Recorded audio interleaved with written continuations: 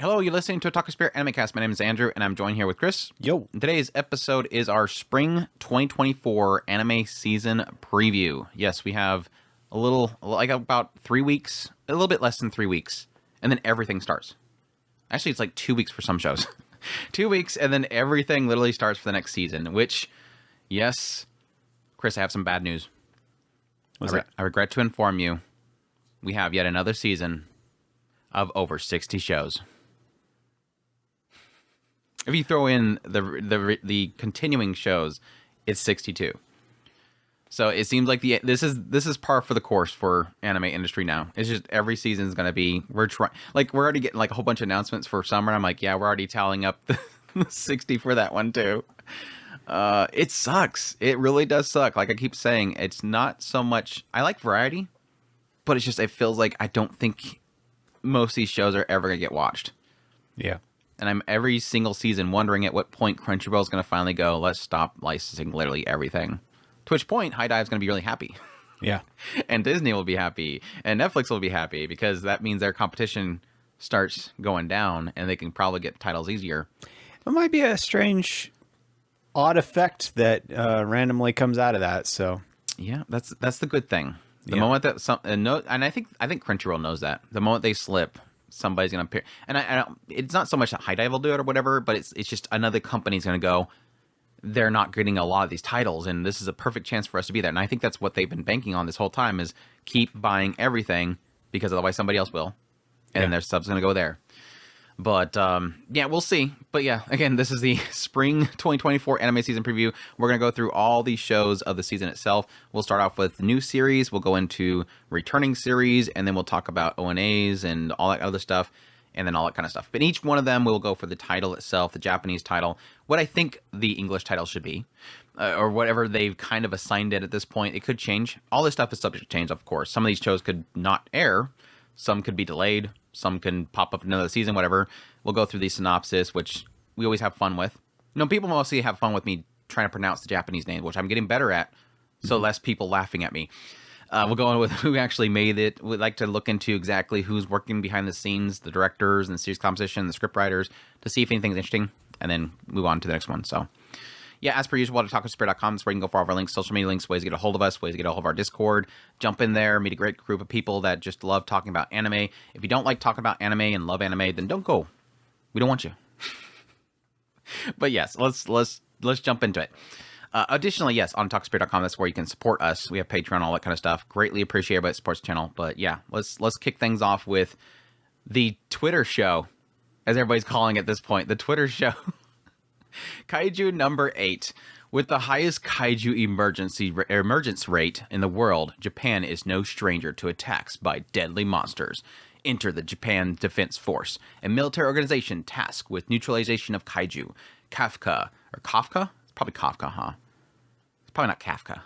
Kafka Hibino, a kaiju corpse cleaning man, has always dreamed of joining the force, but when he gets another shot at achieving his childhood dream, he undergoes an unexpected transformation.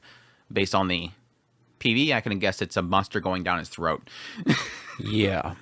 How can he fight kaiju now that he's become one himself?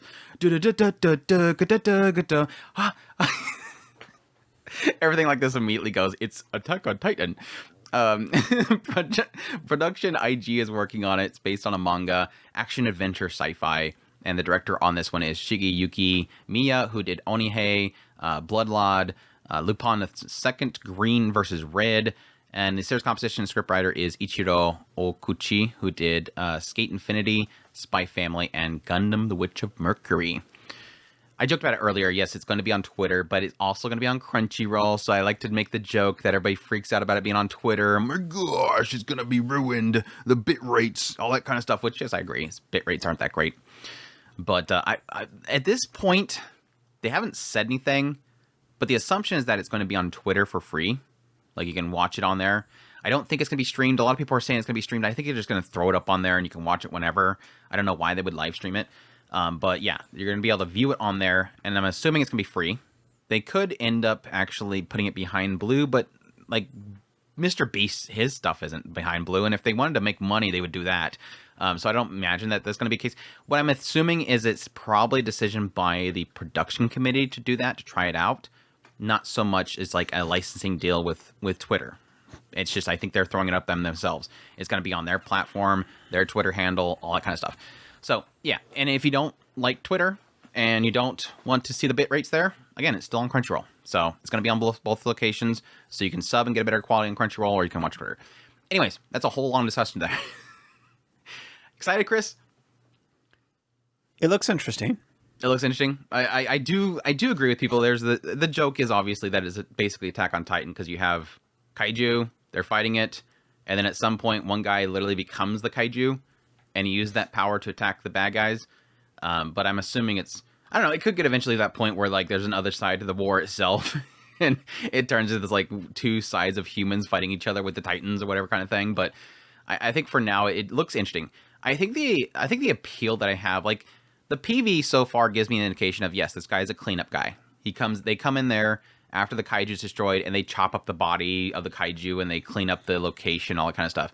And it seems like he has a childhood friend that they both wanted to become Kaiju fighters together, and she became one, but he was not able to, like, he wasn't good enough.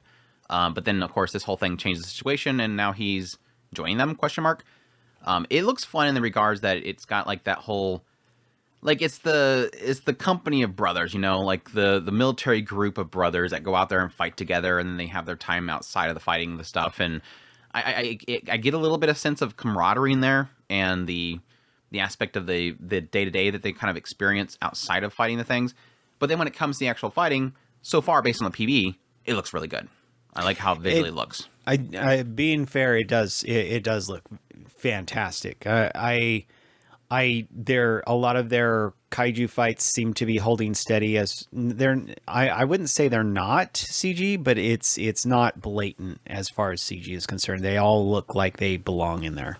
Yeah, there's like a little bit, I think there was like a helicopter shot or something like that. It looked like it was CGI, but for the most part, it looks like it's actually all drawn. It looks really good. A lot of really great perspective shots, like the character running towards the screen or down the buildings or whatever.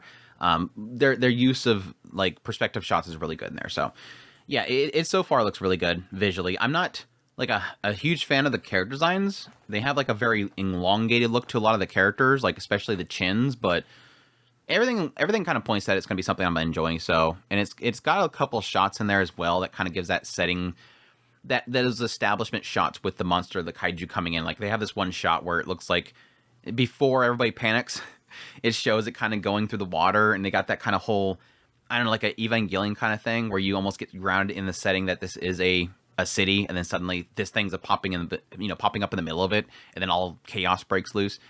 So how they kind of nail that stuff could be really great as well. So I'm on board. It looks fun. It looks actiony. Everything pretty much points to this going to be one of my most anticipated this season coming up. So we'll see. And I do think that the whole, what do you think about the whole thing about it being on Twitter? I think it's a good way of kind of exposure. Like, even if people don't have access to Crunchyroll, at least they have that option. Like, what's wrong with people having possibly, all signs pointing to, a free access to it, and thus it gets a broader appeal. I think that it's a good thing. Anything that cuts out. Plus, Twitter's huge in Japan. Yeah, huge. Anything that cuts out the gatekeeper, I'm all for. So there you go. He's gonna go right to the throat of it. That's what it's about. Let's. Okay, we've stalled long enough, Chris. Let's talk about important stuff. Chris. This is where it's at. Besides the CGI crowd, this is where Spice and Wolf. Merchant meets the Wise Wolf. By the way, I want to say, stop right here. Thank you, production committee behind this, whoever's behind this. Thank you for once not calling it year. Like Spice and Wolf 2024. Like, the whole Urusei Yatsura thing bugs the fire out of me that's called Urusei Yatsura 2022 season 2 or something like that, when we're in season 2 now, in 2024. I don't like this new trend of just putting a year on it. Just rebrand it. But yeah, I like the Merchant meets Wise Wolf thing. Anyways, it's Okami to Kyo Shinryo. Merchant meets the Wise Wolf is the Japanese, even though there's some English in there. Lawrence is a traveling merchant selling various goods from a horse-drawn cart. One day, he arrives at a village and meets a beautiful girl with ears and a tail of an animal. Her name is Holo the Wise Wolf, and she brings bountiful harvest. She wishes to return to her homeland, and Lawrence offers to take her. Now, the once lonely merchant and the once lonely wise wolf begin their journey north. Being by Studio Passione.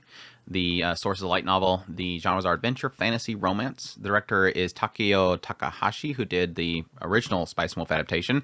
Ishida Mau and Yosuga Nozora. Still that in there.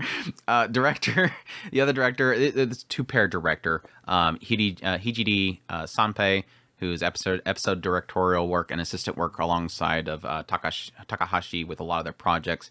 Music being done by Kevin Pinkin, which is great. Of course, they did Apothecary Diaries, Made in Abyss, Shield Hero, and of course, the original creator is Isuna Hasakura. Is that Yuki? Mm-hmm. I thought it was a growling Yuki. But yeah, that's the setup. I really appreciate the fact that this is pretty much like a returning team. We even got the seiyus from the original cast that are coming back as well. Again, the two directors coming back. So it's obvious that they kind of focused on bringing everybody back and on board with this in order to make this new one happen. And I'm hearing whispers here and there. I haven't seen an actual official announcement, so take it with a grain of salt. Hearing whispers here and there, they're already locking it in for 2 cours. So we're already going to get more episodes. We're already going to get the same amount of episodes as the last time it was adapted, because the last one was 2 seasons, but they were a core each, if I remember correctly. Yeah. So we're already in line with at least the same amount. Again, we're still hoping that they adapt what wasn't adapted last time and just kind of go through the whole thing. So I'm hoping for a full adaptation. Please. please. Because yes, for those who don't know why I put this in this list right here as a new series, this is a new adaptation. You do not have to watch the old one in order to watch this one. You can jump right into this one. It starts from the very beginning and all that kind of stuff. So yeah, what are you thinking, Chris? I mean, granted, we've talked about this like probably 5 times by this point on discussional podcasts. Literally, hey Chris, here's a great question for an anime podcast. If you could have one show be remade, what would it be? Or continued, what would it be? Spice and Wolf. Yes, yeah. say Spice and Wolf. You're like, Mo. I want another Mo. Which, I don't know, maybe it might be up their alley here soon. I don't know. Who knows? It's possible. I'm super jazzed. Like, I cannot. She looks fantastic. Yeah, she definitely has a different look. I know she looks very different than she did before. And it's one of those things of, you're kind of, in your mind, you're like, that's not Holo, but dang, she looks good. That was the funniest thing, because I know that a lot of people comment on the ears, and it's like, if you look at the original light novel, that's technically how long her ears are. She doesn't have long ears. I mean, granted, the old adaptation didn't have like crazy long ears, but they were shorter, and this one more matches that. But it does seem like they're a lot more rounded. Like the face itself is very much so more rounded in this one, which I think is kind of Passione. Like, I think that's the route, that's their style they've kind of, went to. But they definitely making her look a little bit younger as well, which again is another thing that's kind of more to the source material as well. That's more what I'm noticing is she looks a lot more. I hate youthful. To say it this way, youthful. Or I was going for more petite. Yeah. She just looks a lot more moe, I guess. Moe. Passione moe. I'm super jazzed for it. I had somebody question me, like, sell me on it. And they didn't really question me. They said, sell me on Spice and Wolf. And I'm like, I couldn't. If you asked me back when I first watched or tried to watch the series the first time, I would have said no, because it was boring. But then the second time I watched it, I think it was the time that we watched it together. I don't remember why we watched it together. At some point, me and Chris watched it together, and it was like, holy crap, this is like super good. Like, it is all about the chemistry between Lawrence and Holo. Holo being this wise wolf, this harvest goddess, and how she knows about nature itself and everything. And she's very, very clever and mischievous. And she loves getting at Lawrence. Lawrence is all about the trade. All about the trade. I want to do this trade. He's always thinking money and currencies and all that kind of stuff. And then when it comes to them coming together, it's literally that snarkiness that she has and that cleverness that she has mixed with his knowledge and his desire for trade and all that kind of stuff. and they're eventually you see that kind of chemistry mix in as well with their relationship, which I think for me personally was they got into a little bit with the first adaptation towards that later part with that big bid war. It's starting getting that whole element of like, does he actually like her being around him and all that kind of stuff, which gets into their actual romance / chemistry they actually have personally. Again, initially I was turned off by the trade stuff and the currency. Like they spent this whole segment just talking about currencies and exchange rates, and I'm like, ugh.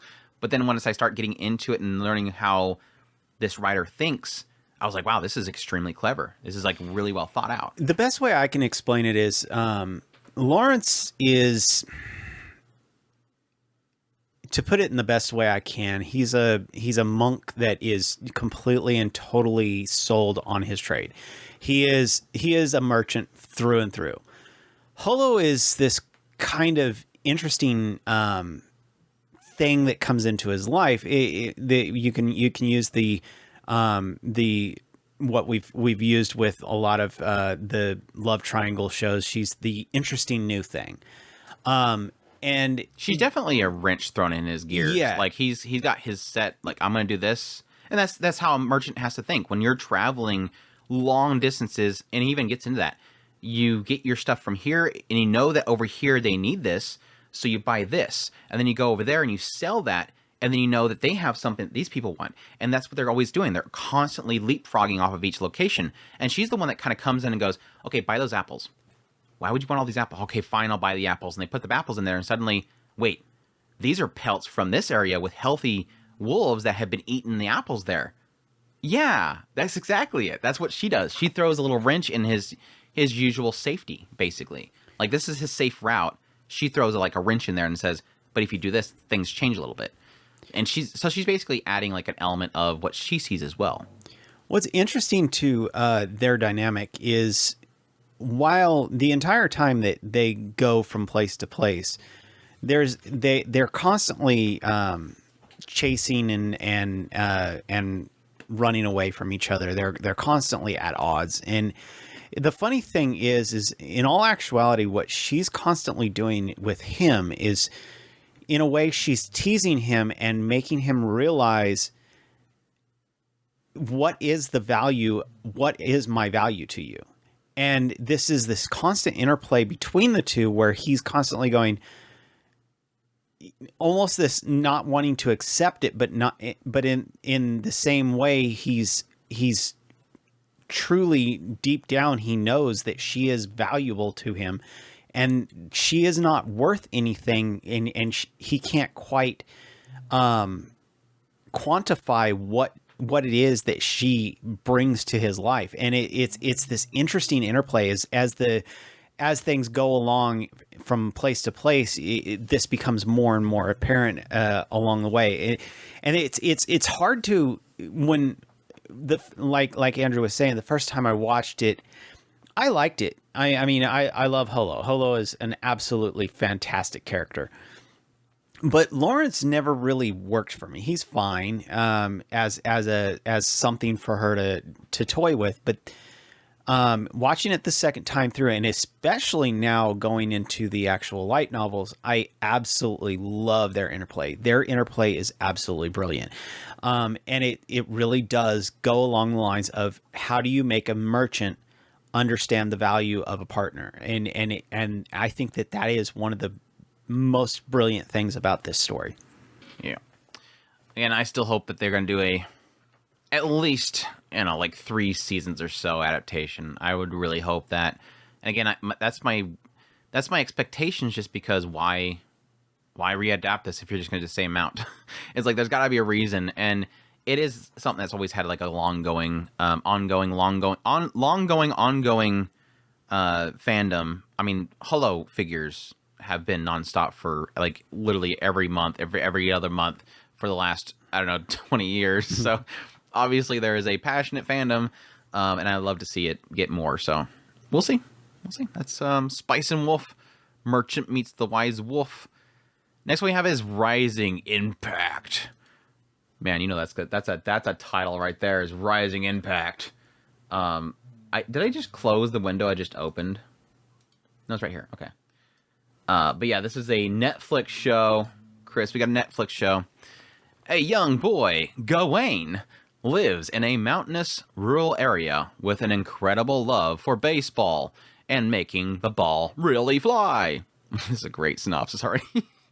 One day, he runs into a visitor to the small area, and she introduces him to the sport that he can really make a ball take to flight. Golf.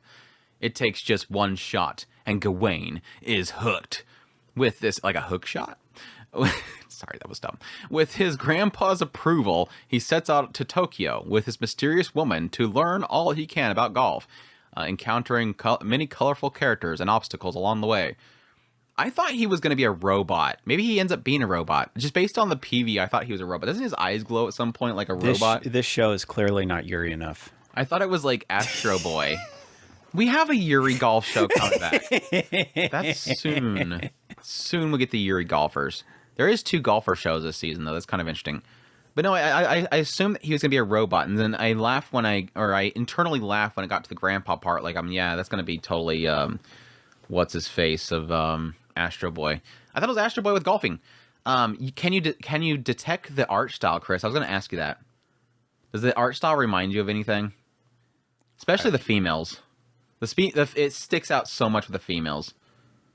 Yeah, right there. The females look a lot more, but I'm stuck on the kind of chibi characters. So. There, yeah, the 7 Deadly Sins.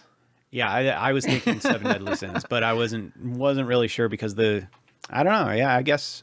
Yeah, the original mangaka is Nakaba Suzuki, who's the creator of 7 Deadly Sins. So that was an oddity. Like I said, when I looked at the trailer, I was like, "Holy crap, this looks like Astro Boy." I wonder if it's something that's inspired by Astro. I knew it was going to be the creator of Astro Boy, but I thought it was inspired by it. And then I seen that, and I was like, "Holy crap, yeah, I can totally see 7 Deadly Sins." Yeah, I definitely can. Yeah, because he does look a lot like Melodious, and when you look at a lot of the other characters, it's kind of like, yeah, some of them do kind of look the female characters, especially like they look like they're ripped straight out of there. Being done by Ledoux, the sources of manga and the genres are comedy, drama, sports. We have the director behind Golden Kamuy, Gosik, and Tomo-chan. And we have the series competition writer that did Major Second, Pokemon 2019, and Fullmetal Alchemist Brotherhood. So, solid team behind it as well. Again, it'll be on Netflix. We don't have an episode count. Most of this stuff, we don't have episode counts yet. But it's always a question mark with Netflix because Netflix is, like, not really barred by the whole... I mean, if it's original to them as an ONA, they're not typically barred by the core count numbers, so they can do whatever they want. It usually typically ends up being a core anyways, because at some point they want to put it on broadcast television, and it helps to be a full core, but we'll see. But so far, it's just an ONA on Netflix, so we'll see how many episodes it actually is. But yeah, I'm mixed. I mean, the biggest problem is obviously it's wrote by a 7 Deadly Sins person, and yeah, you point it's Melodious, but it's not ecchi. It's not gonna have a pervy boy running around slipping up skirts. We'll see, though. I mean, it could end up going that direction. Who knows? But yeah, we'll see. He could end up being a robot. Did it look like his eyes were like a robot? Yeah. Or is this gonna be like a power? It could just be a power that he has. We'll see, though. He's Gawain. I should have actually seen how he actually pronounced that. It could just be Gawain. But yeah, that's Rising Impact. Are you excited for it? I don't know. Maybe.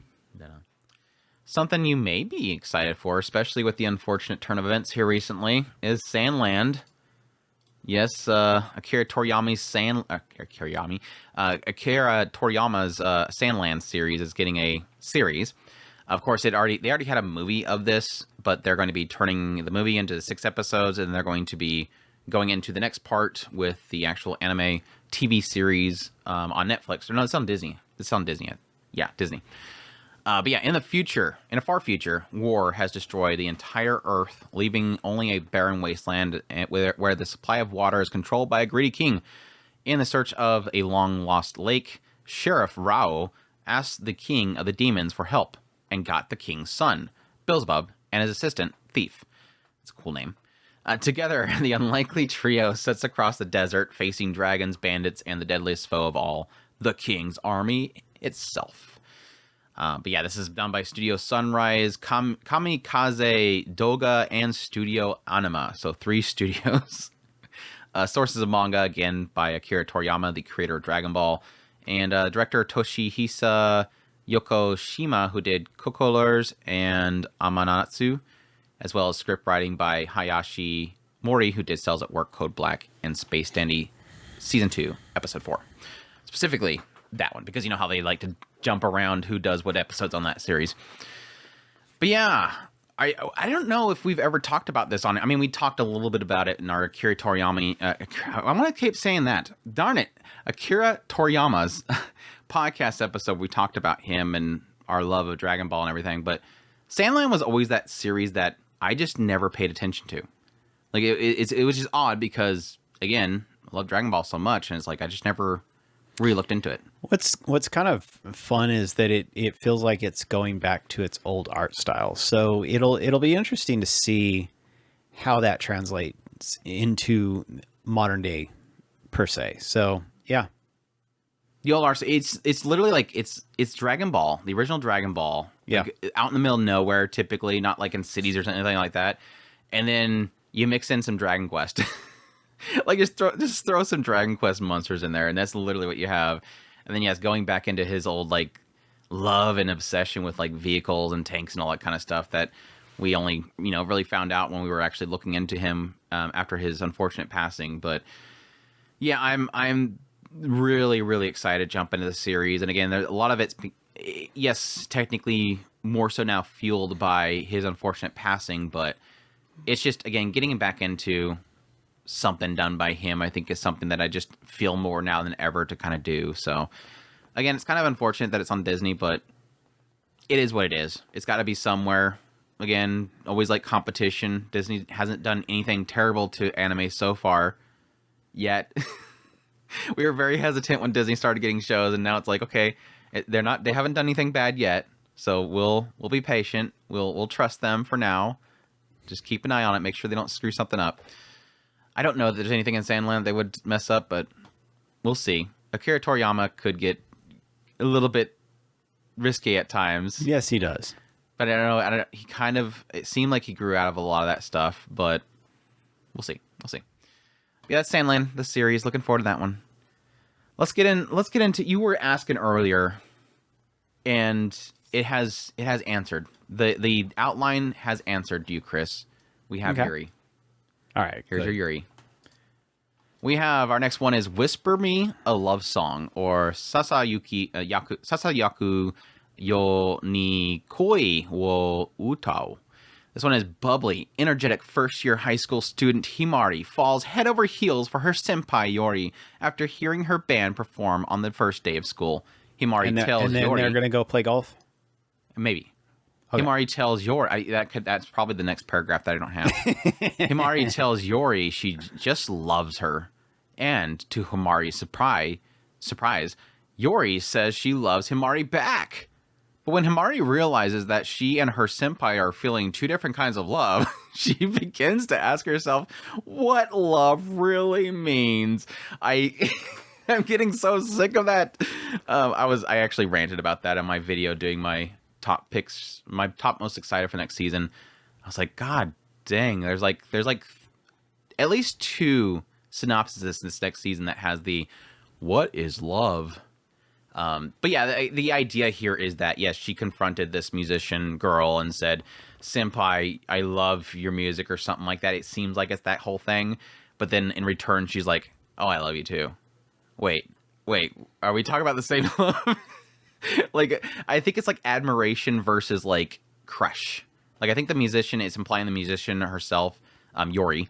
I think she's kind of got that whole kind of like, I love at first sight, you're super cute, I love you kind of thing. Whereas the initial girl, the bubbly girl, Himari, she was like admiration, I love your music and all that kind of stuff. And so, yeah, I think it's going to turn into a doki doki between the two of them. An oops turned into love. There you go. See. That's how it works. Are you on board with the whole this is snafu where Yu Yu Yokohama and what was the other girl's name? Yoshino's? Was it her name Yoshino or something like that? I caught that as second you said it. I was like, wait. Oh my gosh, it's so true. Oh my gosh, I was just joking. You're gonna jump into that, Chris. No, you were supposed to go. Hell no, I don't see it. Because that's me, Andrew. Andrew's like, hell, I don't see it. No, I can see it, but it's like personalities, no. And yes, technically, Yori has short hair, so she doesn't have the long hair thing going on, and she's not like a total blah character that doesn't. Anyway, sorry, I'm getting into snafu arguments. Yeah, I guess if we see Himari jump into a room and say, yeah, hello. No, I don't think she totally needs to, just to tick off Andy. She's not the same Seiyu. It can't be. Because I don't think I heard her. Please make it be her. Please make it be her. I'm begging, please. I would have heard her. Anime gods, please do it. I would have heard her. Just to make Andy mad. Yeah, it's Hana Shimano. So no, it's not going to. She's very new. Holy crap. All she's done is. She's just played all the elf characters in Isekai Farm Show. That's the only role that she's had is every elf girl in that show. So she technically played a lot of characters. Just they're all generic elf girls. They all talk the same. The other girl is Raftelia, the band girl, which makes sense. If you're gonna have her like singing and stuff like that, they probably had to put a little effort into getting somebody that's got some names under her belt. Yeah, and Nobara from Jujutsu Kaisen for all the Jujutsu Kaisen fans. Yeah, I'm excited, but I always come into Yuri shows with like low expectations because there's very few Yuri shows that actually work for me. Like Bloom Into You was like a very rare example. I really liked Magi Revo, but again, that has a fantasy elements added with it. But they did a really good job there. I just have a lot of cases where I'm like, I have way more other examples where it didn't work. This is my point there. Definitely not Yuri is my job. Screw Yuri is my job. I found a couple people actually like that show, and it's like, okay, cool. There's a show for everybody. Just because it doesn't work for me doesn't mean it doesn't work for you. So good on you. Enjoy that show. But yeah, I'm gonna come in here with some massive hesitation, but. Yeah, I'm for the idea of seeing, Yu Yu Yokohama get love. I mean, that was definitely another option for with how Snafu ended, with how poorly some of the characters were treated in that show. I'm all for the idea that Snafu could have ended this way, where just all the girls just get with each other and just screw him, get him out of the picture. Yep, I can go with you on that one. But yeah, we'll see. Whisper Me a Love Song. Looking forward to that one. Next one we have, Chris, have you ever wondered what would happen if Power Rangers turned into a business? Oh, wait, we've done that several times. What would happen if a villain went undercover as one of the heroes? No, we've done that. We already did. What if they did it again? Go-Go Loser Rangers coming. It's like I can't give it a unique thing, but it's going to be unique. It looks unique. I'm just joking. I'm going to make some people mad with that one. Another Disney show, Chris. Woohoo! We got 2 Disney shows so far. But yeah, Go-Go Loser Ranger or Sentai Daishikaku. I know there's another title for it. I forget what it was. But anyways, I'm going to go with Go-Go. I think Go-Go Loser Ranger is supposed to be what Disney's calling it. We'll see. But yeah, when the monster army invaded Earth 13 years ago, the Divine Dragon Rangers rose up to stop them. With the war raging on, these great heroes are mankind's last hope. Or are they? In truth, the invaders were subjugated within a year, forced to continue to crank out monsters a week for the Rangers to crush in front of their adoring fans. But one monster has had enough. Something has to change. He'll rebel against the might of the Dragon Rangers and destroy them all from the inside. Go, go, Loser Rangers! Sorry, I had to do it. Done by Yostar Pictures, sources of manga. Genres are action, fantasy. Keiichi Sato is working on the director, which did Inuyashiki, Rage of Bahamut, and Tiger and Bunny. That's a good one. Series composition by Keiichiro Ochi, who did Under Ninja, Quintessential Quintuplets, Snafu, Peach Boy Riverside. Keep that guy away from the arrangement of the episodes. Just saying. And, of course, the creator of the series is Neji Harabu. Haruba, who did Quintessential Quintuplets, or created Quintessential Quintuplets. So how they went from a harem goofy comedy show to, I don't know, I'm gonna guess maybe possibly murdering the Power Rangers. They did it. So there you go. I really liked Quintessential Quintuplets, so we'll see if they can do a good writing here as well. But yeah, again, it's gonna be on Disney. So, Chris, have we discussed this show before? I think we talked about it when it first got announced, but I don't think we really got into details on thoughts. Are you feeling it? Yeah, if anything, I don't even Flamenco, whatever that show is called. Yes. Was that more like a grim and down to earth reality setting flamenco Power Ranger type show? No. It was not bad, Andrew. It explored a lot of different facets of heroism, but I wouldn't say it was I seen a clip of it, and I was like, what the hell is this show? Yeah, it was like this gorilla guillotine. Was that Samurai Flamenco? Yes, that was that one.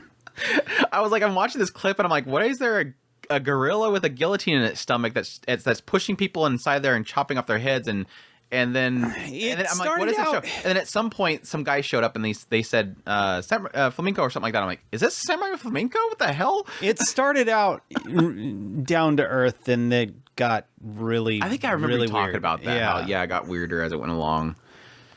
But yeah, this I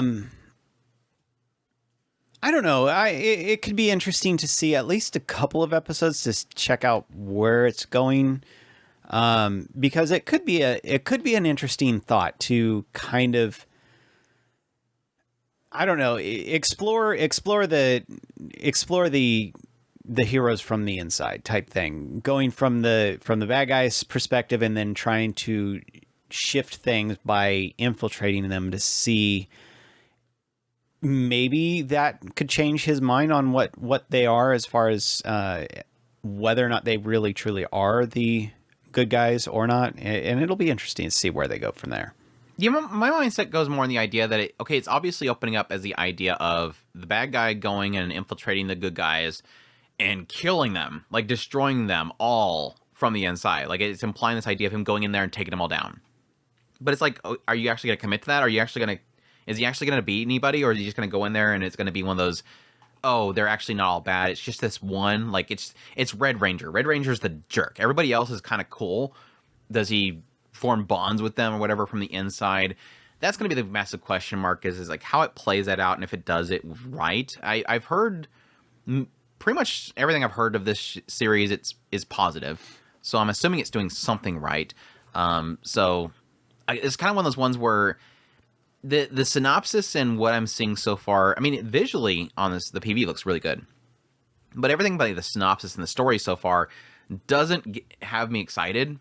It's going to be one of those ones where I got to see it actually do something with that before I'm going to trust that it's going to do it properly or actually have a good hook in there besides just what it seems like the bad guy. It seems like he just can't die, maybe. Like it shows like he's regenerating. So I'm wondering if he's going to be like a monster that just constantly regenerates. And so that's going to be his power that helps him continue to work alongside them and not, die or whatever. But I don't know. We'll see. But it does look like it kind of implies the idea of them maybe figuring out at some point, maybe recruiting them anyways. But again, I'm very cautious coming into this one. I'm very cautious coming into this one. But we'll see if it actually pans out. Yeah, it's a Go Loser Ranger. I just realized Chris doesn't have a list to write down things. I tried to get you to give me something earlier, but I didn't even hear you, apparently. No, because you were in the middle of talking and I went like this, but you weren't looking at me, so. Oh, this? That's a good indicator. Why can't you just type it on your phone? Because my phone's way over there. Where you're digging, my phone is just right in front of you. Don't you guys have phones? I don't even know if I have a pen. I think you steal them all. I steal your pins? Yes. I don't remember stealing pins. Well, I don't see a pen. It's a pencil. Where you gonna have to write it on the. I'm guessing Andrew really. Table over there. I was just waiting to see if and tell you when I seen a show. So I'm assuming Andrew is going in the same direction where he thinks that this next show is something I'm going to want to write down. No, actually, I thought you would want to put down the Go Loser Rangers I don't know. It could be this, though. Anyways, yes. Condition Called Love is our next one. Did I loop that one? I never know until it actually goes. I think it's actually doing automatically now. Did they make the loop thing actually carry over? I think. I don't know. Condition Called Love. Hananoi kun to koi no yamai? I think it's yamai. Hotaru Hinase is a first year in high school that has been a great family and wonderful friends. That has a great family and wonderful friends. I was like, what in the world is that saying? But not much luck when it comes to romance. One day, she happens to see a hot boy from the class next door, Hananoi, get dumped. Seeing Hananoi standing in the middle of a park all alone, it looked like he was sitting. Must be different in the anime. This is probably the synopsis from the novel or the manga. Anyway, sorry. Seeing him all alone in the park, Hotaru decides to hand him an umbrella. That little act caused Hananoi to ask her out soon after. What does love even mean? What does it mean to be in love? There's that. Hotaru is flustered at suddenly being asked out by Hananoi, who has an endless amount of love for the person he loves and wants to do everything he can for them. This is a story about first love between a girl who doesn't understand romance love or romantic love and a boy that may be a bit too heavy-handed when it comes to love. There's your second what does love mean moment. Studio is East Fish Studio. That's a new one. Sources of manga genres are drama romance. Director is Tomoe Makino, who did Kotaro Lives Alone, and Haran-san is Indecipherable. Series composition by Hitomi Amamiya, who did Merc Storia and Chillin in My 30s. And this will be on Crunchyroll and Netflix, question mark? I forgot that one. I know it's on Crunchyroll because this is the trailer on Crunchyroll. But it might be on Netflix too. Question mark. Anyways, yeah. Thoughts, Chris? It looks cute. I can definitely say that. Kind of unsure about the concept. Mm-hmm. While it does sound sweet, they got some contrast between their height. That's for sure. Yeah, they got some contrast. She's like literally like between his belly button and his chest. Like she's down there with her head. But yeah, I mean, he if he is very pushy about it, it looks like he's just more kind of he looks like he could be the more bad boy type. That's for a fact. Yeah, he looks bad boy type with the whole earrings and stuff. But I think the synopsis almost implies that he's pushy, and it doesn't look like it doesn't look like he's pushy. It looks more like he's doty. He's probably going to be very open. Like, he's vocal about it. Like, yeah. he's literally in the classroom saying, I love you in front of everybody. And she's like, what in the world, dude? He's probably going to be very open and, like, being okay with saying, I love you in public kind of thing. That's what I'm getting a sense of. Because, like, again, the synopsis makes it seem like he's going to be constantly up in her face, like, grabbing her chin and wanting to kiss her. And it doesn't, I don't get that from the PV. Yeah, I don't. It could change. This could be, like, episode 1. And then, like, after that, he becomes, like, super overbearing. He might just be kind of codependent type character and just desperate for that kind of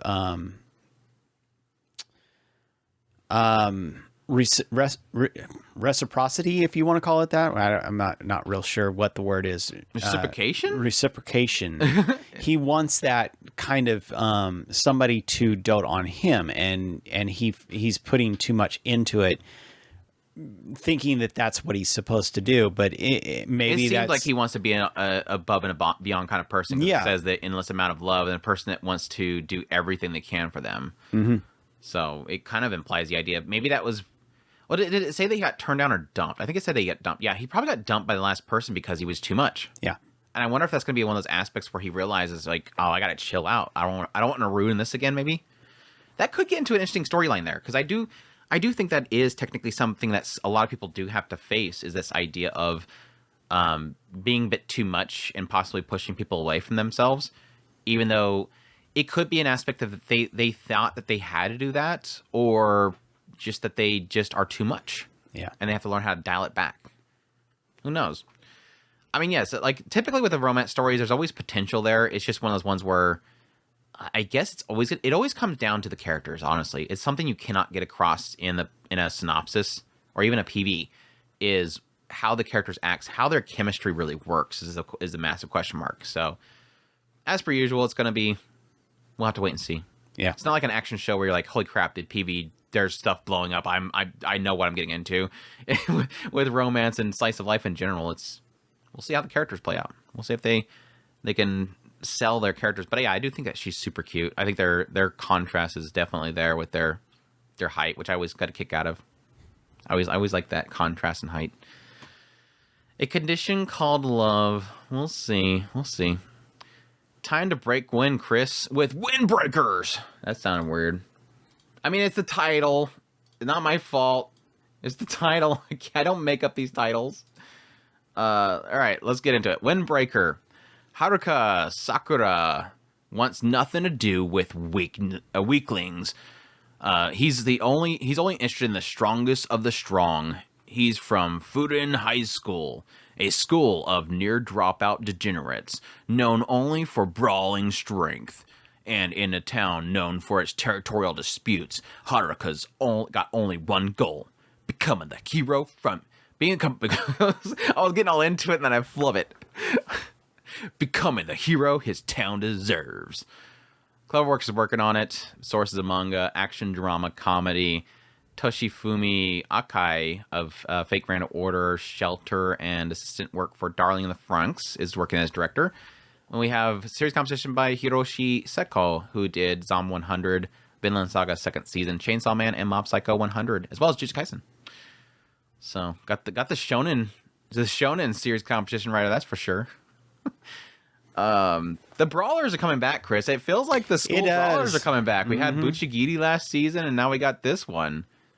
I don't know if there's like an itch in Japan right now that we're suddenly like we got to get back to the whole school rumble type of thing or what.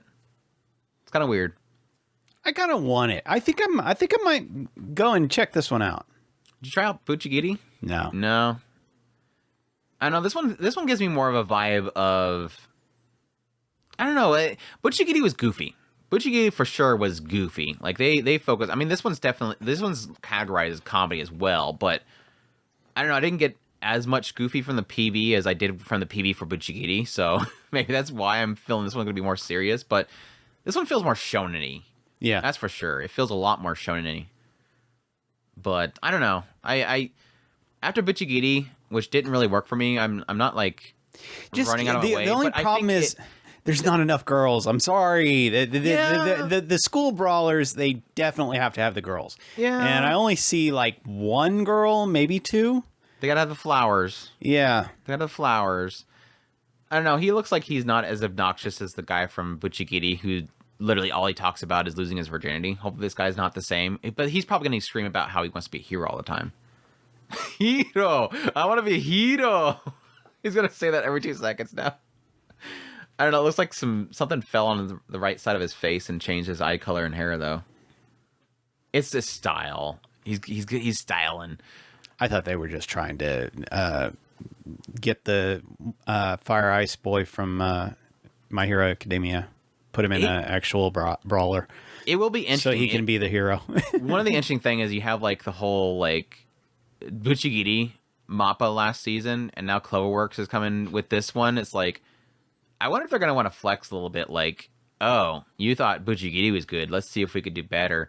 I don't think so, but we'll see. I mean, when I watched the Buchigiri, I wasn't like super impressed. It felt like a cooldown. Like, it feels like Mappa does these, like, you know, Jujutsu Kaisen happens this season, and it's like super crazy animation and like massive crunch, and the animators are literally dying and screaming on Twitter. And then we have like, you know, Hell's Paradise. And then they go to Jujutsu Kaisen again, and everybody's screaming and everybody's dying. And then we go to Buchigiri. It's like there's these cooldown shows that Mappa does. Campfire cooking, like cooldown shows. That does have cool Sakuga in them, but it's not like crazy, like, you know, JJK all the time. So we'll see if Cloverworks kind of flex a little bit at them after Buchigiri. I don't know. I'm not like excited at all about this show, but I'm gonna watch them all, of course. But nothing's grabbing me so far. So we'll see if Windbreakers can do that. I'm sorry, Windbreaker. It's singular. It's only one breaker. There's not multiple Windbreakers. Let's move on to our first Isekai. This is we haven't had a Isekai yet, right? Nope. I mean, Kaiju number 8 can turn into an Isekai. Think so? No, the bug that goes in his throat might be an Isekai. I don't know. It technically is. Yeah, it's from another world. Yeah. Good one, Chris. I was reincarnated as the 7th prince so I can take my time perfecting my magical abilities. Let me say that again without my voice having something clog in my throat. I was reincarnated as the 7th prince so I can take my time perfecting my magical abilities. Ability! Singular, Andrew! I don't know, I want to pluralize everything right now. Tensei, Shitara, Dai, Nana, Oji, Datanode, Kimami, oh my gosh, this word. Kimamani, Majutsu, show. whoa, Kiwame Memesu, oh my gosh. Kiwame Masu. I just said how I'm doing so much better, and that one just messed me up bad. Maybe it's because I have weird Shota over here. The qualities valued most in the study of magic are bloodline, aptitude, and effort. There was one sorcerer who, despite his deep love for magic, was born a commoner and thus lacked the bloodline and aptitude for it. As he died an unnatural death, he wished he had studied magic more while he had the chance. Then, he was reincarnated as Lloyd. That's an inside joke. Lloyd, the 7th prince of the kingdom of Salum, and one blessed with strong magical bloodline, reborn with all of his memories intact, along with the perfect bloodline and immense talent. He was determined to enjoy his new life, using his extraordinary magical abilities to master the study of magic that was beyond his reach in his previous life. Sumugi Akita Animation Lab is the studio. We got a bunch of weird new studios popping up out of nowhere. Light novel is the source. Adventure fantasy is the genres. Director Jin Tamamura, who did Sisters All You Need, Planetarian, and Chivalry of Fell Knight. That's about all that's interesting there. What are you thinking, Chris? It's kind of funny because... Did you see the source material, by the way? I recognize the character. I think we've talked about this one before. This is legit like the weirdest change in source material art style I've ever seen. I mean, that was technically that Life is Tough for Mobs Otome game. What they did with that source material and anime adaptation, how they changed the female character designs was crazy. But this was like, now most people have pointed out, and I do agree, it does look a lot more like the manga. If you look at the manga for I Was Reincarnated as the 7th Prince, it legit looks pretty close to this character. But its source is light novel. And if you look at the credits on the website and stuff, it lists the light novel illustrator. Now, Chris, that is your light novel character design. He looks like a bug. Get off the screen. The screen. The character design for the light novel, he just looks like just a snotty little boy. Like yeah. he's got dark brown hair. He just looks like just a snotty little kid. Just a boy. But then you like go to this adaptation and he looks like a girl. Like they're trying to modify him. He's got thick thighs going on. He's got the whole red kneecap thing going on. I mean, they're throwing some femininity on him like crazy. They're just pouring that bottle on top of him, and it's like, so is it supposed to be a girl? I mean, eyelashes for days. So I mean, if that doesn't say anything, no, it's funny. When I popped up and said that this is an absolute Shotokan show, it starts out kind of showing him as a baby shooting off fire. That's like a new thing now. Doesn't it feel like every of these shows now it has to have the point where they're an infant and they blast something? Like that one show where he like literally like nukes beams out his forehead and kills a dragon. But it's funny because even then it goes for a couple of clips, not really showing any female characters, and I was like, maybe I'm wrong. Maybe it's not a Shotokan. I'm just waiting for it though. I'm the everything in me is like, just wait. It's gonna be it. And I'm like, okay, well, I'm waiting. And then bath scene and a whole bunch of women around him, and it's like, yeah. And then from that point on, there's a couple of other things that's showing him trying to be super awesome. And then we go into more girls doting on him everywhere. But yeah, to what Andrew was saying, they like super feminized this character. I mean, he is very feminine. So it'll be interesting. It looks fun for sure. The kickboxing girl's cute. The pigtail kickboxing. And then they have who was that? I think that's Ria Takahashi. The tan girl was supposed to be, I think, Ria Takahashi, if I remember correctly. So we at least got Ria Takahashi in here. I'm double checking though, because I don't want to get the Ria Takahashi fans mad at me later on when it comes on and suddenly it's not her. They're like, you lied. Yeah, it is Ria Takahashi. Okay, the tan girl Ria Takahashi. There's like 5 shows of Ria Takahashi this season, so we're getting lots of Ria Takahashi love. Who's doing the pigtail pink haired girl, kickboxer girl, the Laufin character, as I want to call her? I don't recognize any of her roles. She's a very side character person. That's a bummer. Yeah, well, I'll still like her though. I don't know. I have a thing for the Laufin characters for some reason now. Anyways, yeah, that's I was reincarnated as a 7th prince so I can take my time perfecting my magical ability. No excitement whatsoever. I'm kind of getting tired, but I'm getting fatigued for the reincarnation isekai shows. They gotta. I'll still watch them. They gotta do something to grab me. Otherwise, I'll probably just watch them and not really think of anything of them. Forget them 2 minutes later once the show ends. It looks like it might have some good ecchi though. At least. Hoping. Time for God, what was Shotokan shows tend to get some solid ecchi. What would we call in this show? What was that Shaft show that had the harem with the girls and the guy? They were like him and this girl. Their family were like yakuzas or something like that, and he had all the keys from the past, and he was trying to figure out which one of them had the key or something like that. It was the harem show that you watched that I didn't watch. Nisekoi. Yeah, we were joking about this being Nisekoi, but now I'm starting to think it's just Spy Family. It's like a Spy Family knockoff. I don't know. Mission Yozakura family, or Yozakura-san chi no Daisakusen. This one is Taiyo Asano, is a super shy high school student, and the only person he can talk to is his childhood friend Mutsumi Yozakura.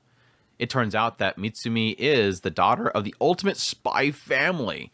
Even worse, Mutsumi is being harassed by her overprotective nightmare of a brother, Kyoshiro.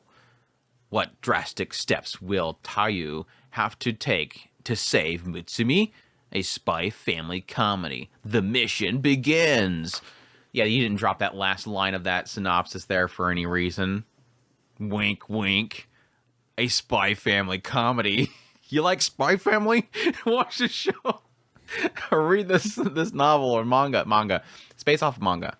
Being done by Silverlink. Action, comedy, romance. Director, series composition writer Minato, who did Masamune-kun's Revenge, Jahi-sama, and Bofuri.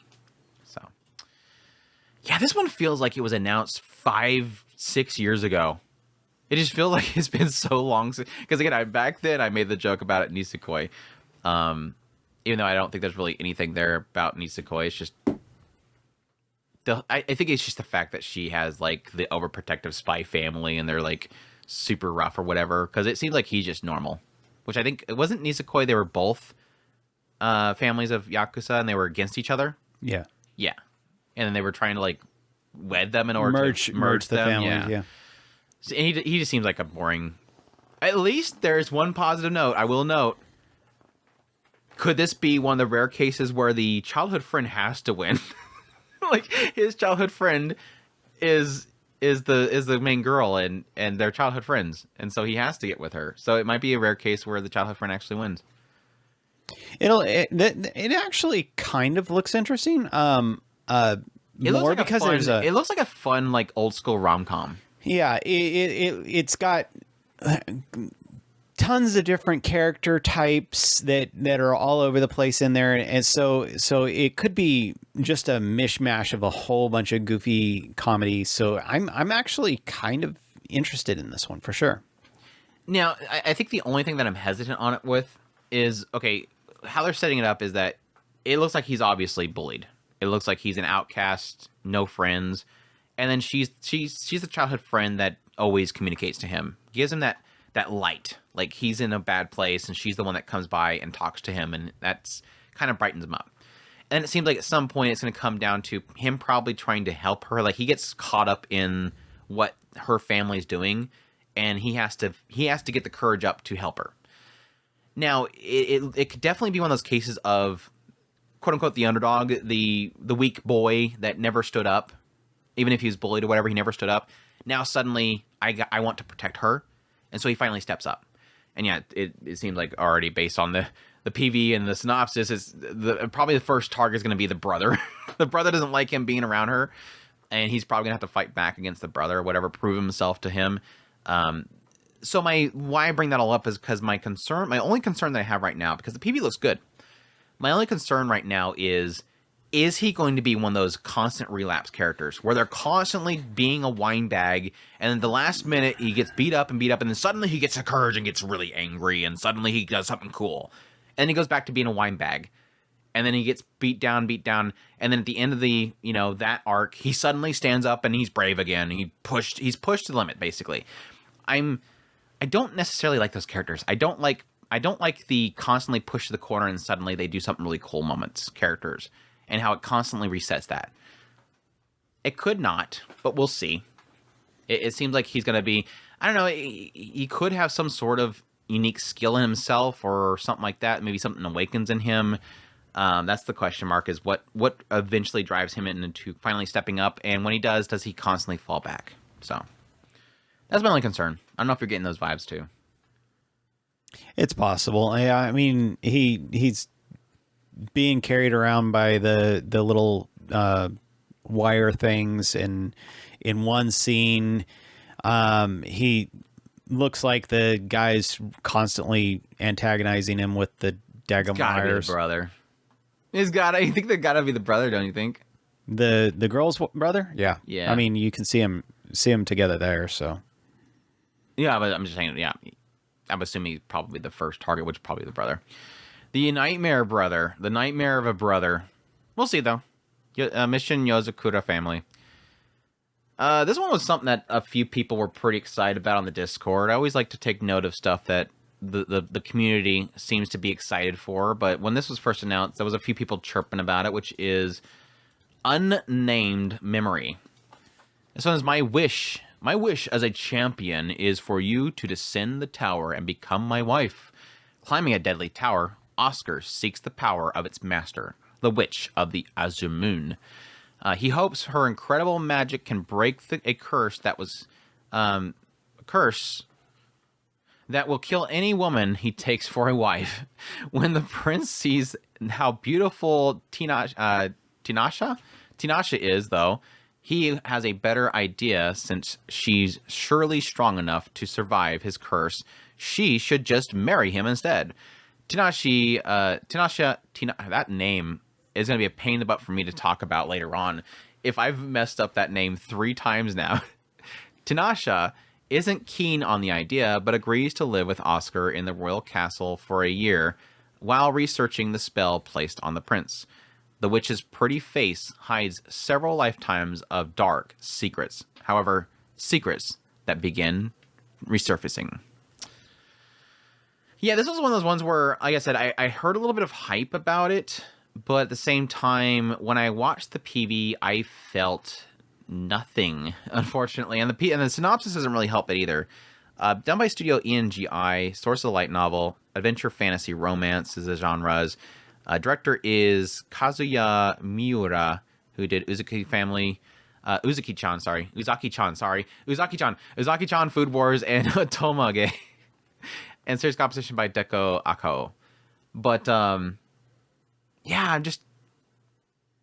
I'm not feeling it at all. And now, granted, I think it being based on a light novel and that synopsis being not so much anything in there with an actual hook for me personally, I'm gonna have to give it time. I think it's probably going to be something I need to get into and really get to know the chemistry between the characters. There's got to be something in there. Like, there's got to be something besides just he's cursed, she possibly can know how to remove it, or possibly being because she's seemingly long living, maybe she's just able to She's the demon lord. it. Obviously, she's the demon lord. She's the one that actually cursed him. No, it's her mother. It's actually her mother that cursed him. It'll be something like that. Like, she feels regret or something. Something's got to drive her to actually go down. Maybe he captures her heart. I guess that could be it. He just captures her heart. But I don't know. There's got to be something else there that I'm just not seeing yet. That's going to be like the grabber. I don't know. We'll see. I mean, I'm not completely opposed to it. It seems like it could be fun. But I don't feel like like Andrew's saying, I don't feel like I have anything that's grabbing me that says this is why this is interesting. I'm going based on the idea of looking for a hook. Yeah, that's what I was saying. I agree with you that nothing is grabbing me that says, hey, this is what it is that makes this special, and you really want to watch this. All I have is dude goes up to the top, tells chick that he wants her help, and hey, might as well just become my bride anyway. Okay, sounds cool, but why? What are we doing after that? I mean, yeah, I could guess that maybe she's a demon lord or something else. I think the demon lord would probably be the most interesting. That would probably drag people from other places to come and attack her. So that makes sense to me. Yeah, it seems as if people are possibly not happy about her being there. But that could be the fact that she's a witch. Yeah. I can see that too. But yeah, him being the prince, you'd think that he'd be like, yeah, you're not gonna. She's mine, so don't mess with her. But I don't know. There's no indication that there might be a king, and the king's not too happy with it either. So I don't know. Yeah, but I'm on the same page. I think I'm not seeing a hook yet. So we'll see once the show comes out. Again, we'll give all of them a shot, but hopefully there's a good hook in there, or it might just be the chemistry. Maybe I'm just not getting the chemistry from the PV, and there's like some really good chemistry between the two of them. Yeah, and Unnamed Memory. We'll see. Another one that literally, this one's actually worse. Another one that I'm just not quite getting yet. And I hope that there's something there. No, I've read a chapter and I do kind of see the potential, but yeah, Bartender. Glass is God. This? No, it's not. It's not. Your death billiards, Chris. No, they're Teardrops of Heaven, I think is what it was called. I don't know. I wonder if that's the original source. I don't know. This is supposed to be like a readaptation or something like that. From what I went and checked the first chapter, and it looks like it's literally the PV. So I'm assuming it's a readaptation. I think everybody said that it's a readaptation, the way that's worded in the announcements. But yeah, Bartender Glass of God, Bartender Kame no Glassu, hidden in the back streets of Ginza District is Eden Hall, a lone bar operated by Ryu Sasakura, the prodigy bartender who is said to mix the most incredible cocktails anyone has ever tasted. However, not just anyone can find Eden Hall. Rather, it is Eden Hall that must find you. Customers of varying backgrounds, each plagued with their own troubles, wandered into this bar. Nevertheless, Ryu always knows the ideal cocktail to console and guide each distraught soul. Studio is Liber, something. Again, another What's all these new studios? Again, they're all popping up so they can chunk out as much anime as possible and get that licensing money. I know it's what's happening. Sources of manga, genres are drama, slice of life. Director is Ryuichi Kuraya, who did Farm Isekai, Sugubomo, and Doreiku. Series composition by Mariko Kunisawa, who did Ascendance of Bookworm and Orient. So a really good team behind it, at least. Yeah, this one's going to be on Crunchyroll. Yeah, like I said, I never watched the ONA or whatever they did for the first part. Like, they released some, like, partial adaptation over here. I never watched it. I heard some people praising it, so I thought it was going to be something great. I ended up putting, like, on a to-watch list, but I never did. And then when this adaptation was kind of being announced, or this was being announced, I checked the PV and I'm like, I just don't get it. Of course, I'm not a liquor person, and maybe it's a liquor thing. No, I don't think it's strictly a liquor thing. There's a product in there of that, because it obviously seems like they're knowledgeable of this kind of stuff. But, like, I checked out the first chapter and it was like, I hope it's not just that, because what they sort of imply with because you see it in the PV, at some point this girl finds him, brings him to this hotel, this massive hotel, and they have, like, a bunch of bartenders there, and they see which bartender can impress the manager or whatever. So the manager goes down the line and tries all their drinks. He leaves the moment they start it. He leaves and then finally comes back at the last minute once they're all done and says, "Okay, I'm sorry, I'm late. Here you go." And he makes it was like just like I don't know if it was like a club soda or something like that. It was like a watered down drink. And the guy was like, "Why would you serve this to me? This is a high class hotel. Why would you serve me basically watered down liquor?" And he ends up finding out later on it's because he looked at the manager and seen how the guy was literally tired because he's been working his butt off to get this whole hotel set up, and he was trying to give him something refreshing and hydrating to help him physically. Not just, he didn't want to make a drink that was super good, he wanted to make something for that guy. And so that was the kind of the idea, and again, it kind of implies with the synopsis here, is he makes what the person wants. Like, he knows what they actually need. And it might get into an element of, yes, actually getting into each person he serves and what they're going through as sort of a social element to it as well. So, depending on how those stories can go, like that first chapter story was okay. I was fine with it. I'm just like, I hope that there's some really good stuff in there to really give it a nice twist to it.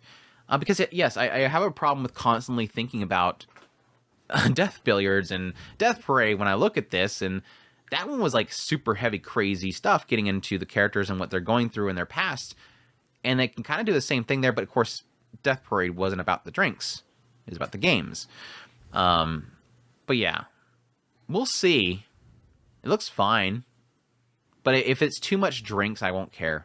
Like, I have zero care for liquor and all that kind of stuff. I know that some people love their liquors and the mixes and all that kind of stuff, and some people can tell you like the full-on mixtures of different types of liquors to make the perfect drink mix or whatever. It's like, I don't care. So I'm sure that element's probably for them. We'll see though. I don't know if it's anything up your alley. I don't know. I mean, if it's digging into characters, and that's usually in a lot of cases why I end up watching a lot of these types of shows, because the way it sounds is very similar to the Isekai restaurant in another world or whatever the heck it was called.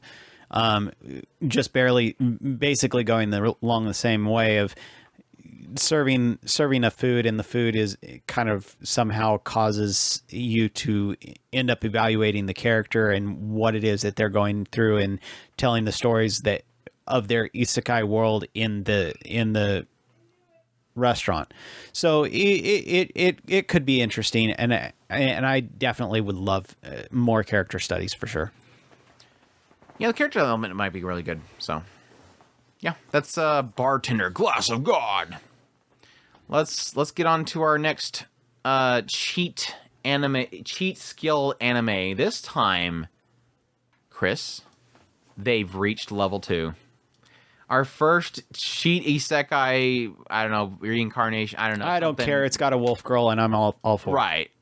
Because that's literally all of the art and everything. It's, look at the Look at the animal girl. Shut up, Andrew. Animal girl.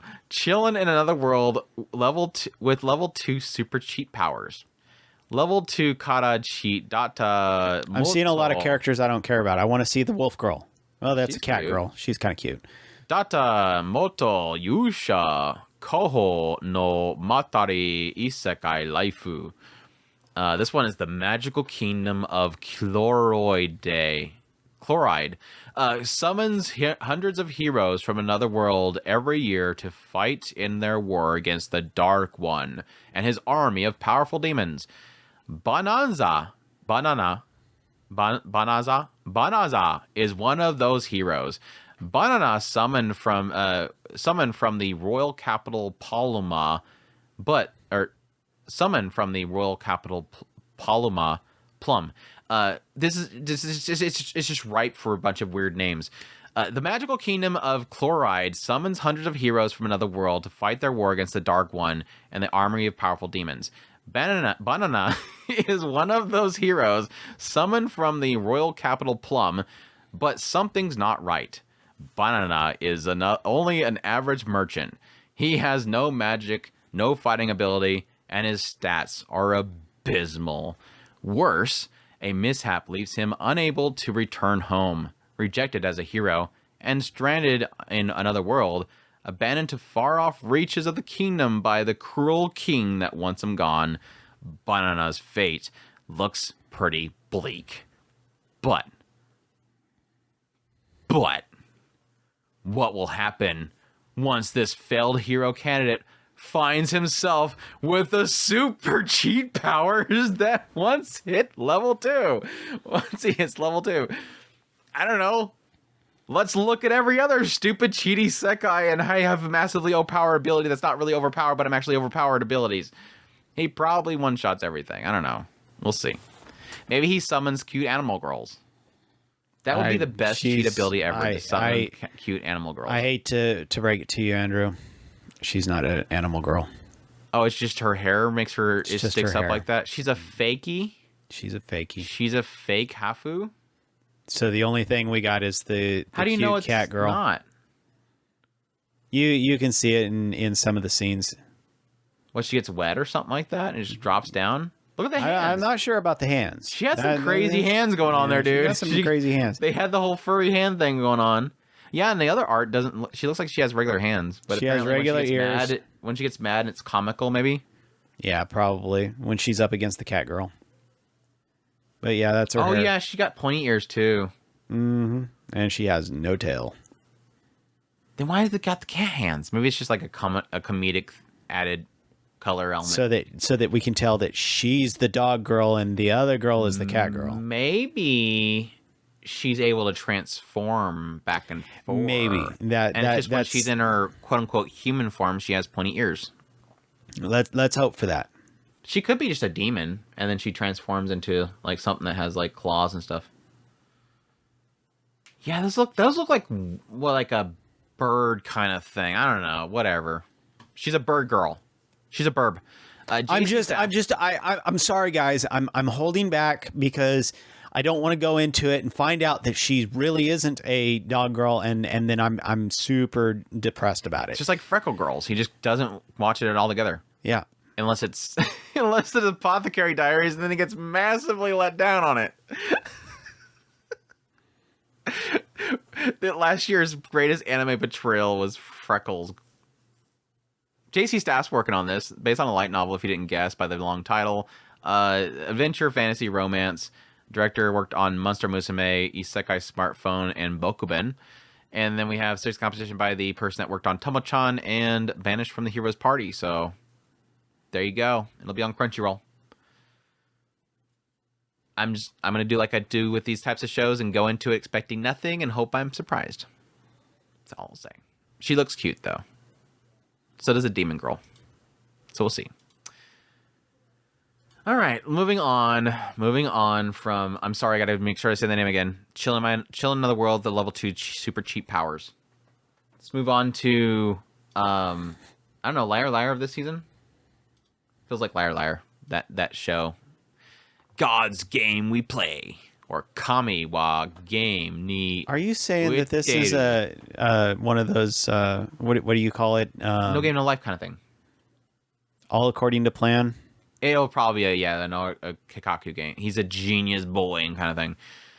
In their overabundance of free time, the gods grew bored and decided to create challenging battles of wits and to spice things up. Their opponent? Humanity. A select few players called apostles meet the gods on a spiritual realm playing field to beat their deities at their own games. A former god named Lisha has woken after sleeping for thousands of years, and her first demand is to meet this era's very best player. She is introduced to Faye, an acclaimed rookie apostle. Together, they will plan to challenge the gods and win the ultimate prize.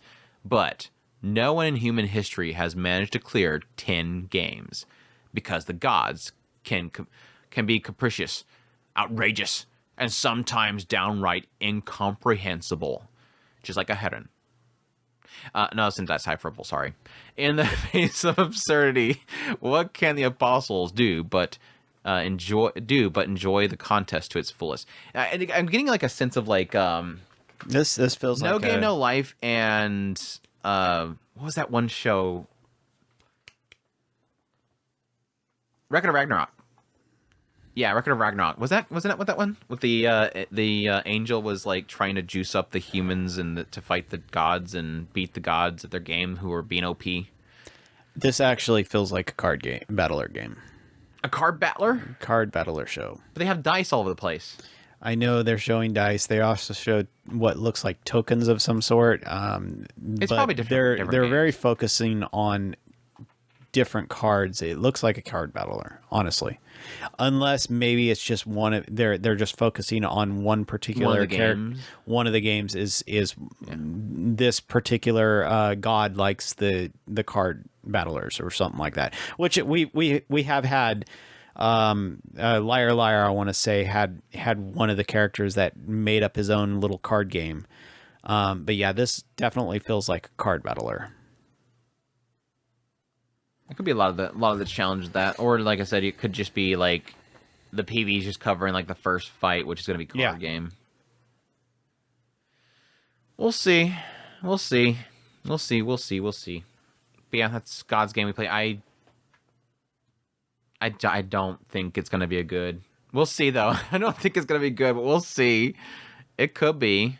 It could be good. I have a feeling like typically with games like this, it's game. Typically shows like this or adaptations like this of light novels that are based on like a game type of system, it's rare that it works because I think a lot of the stuff doesn't get adapted. Like they don't adapt it right because the source material is like super wordy or something like that. But this one could do it. But yeah, God's game we play. Let's move on to Jellyfish Can't Swim in the Night. This one is something that's been kind of it's been scratching an itch for me for a while now. I'm glad to see it's finally coming out. This one is Yoru no Kurage wa Oyogenai. The synopsis is, I want to find what I enjoy. Shibuya, a district overflowing with identity. A girl trying to find herself drifts through Shibuya in the dead of the night until a special encounter changes everything. She meets Nazuna, who decides to bite her. Sorry. For the first time, the creative activities of unknown young girls will begin. This one is an original being done by Doga Kobo. The genres are drama. Director working on it worked on Pokemon Paldean Winds. And the writer is Yuki Yaku, who is the creator behind bottom tier character Tomozaki. And the listed actual creator is Geely, which I didn't find anything on. But again, the writer is supposed to be the creator behind bottom tier character Tomozaki. So I'm assuming Geely created the concepts, and then Yuki Yaku is the one that's actually writing the scripts and everything for it. So how much each one is actually doing work on it, who knows? But yeah, I've been pretty interested in this one for a while now. I do like the creator behind. I do like bottom tier character Tomozaki. there is elements of Tomozaki that I don't like, and then a lot of that has to do with how so central focused on like the psyche of the characters it is that sometimes it feels kind of cheap and cheesy. I'm hoping if they get out of the elements of what makes bottom tier character Tomozaki, which is the idea of essentially leveling up in school life and building somebody up from something that where they were and using a gamey type element to do that'll get away from the cheesiness that is Tomozaki when they get into this, which is what seems like a lot of girls that are trying to discover themselves and find things that they enjoy. And I hope that resonates, and I hope that actually flourishes and comes to be. I do like Togokobo. They have had some massive flop points, but they've recovered. And I hope that this is being an original that it does really well for them, but we'll see. I do like the element of discovery. It gives me a little bit, without the whole supernatural element, a little bit of a Call of Night vibe. With that nighttime, going out and having fun and self-discovery type of thing. But as to if that translates well to the characters and their chemistry, that's the big question mark. So I do know that the writer is really good with a lot of characters and their chemistries, and that technically could, like, if I can give bottom tier character Tomozaki something, it's chemistry between characters. Like if he sits two characters together, they're gonna have a great story to go with it. Or she. I'm not sure if it's Yuki. Yuki is typically a she, so it could be a she, but yeah, we'll see. Thoughts so far? Are you digging it? Definitely looks cute. So that out of the way, I am liking the ambience and the kind of aesthetic of this show. It's a dude. Sorry, Yuki is a dude. So I'm actually very interested in this one. This one is definitely, huh? What was that on the screen a second ago? Like a robot? I seen something like slamming. What is that?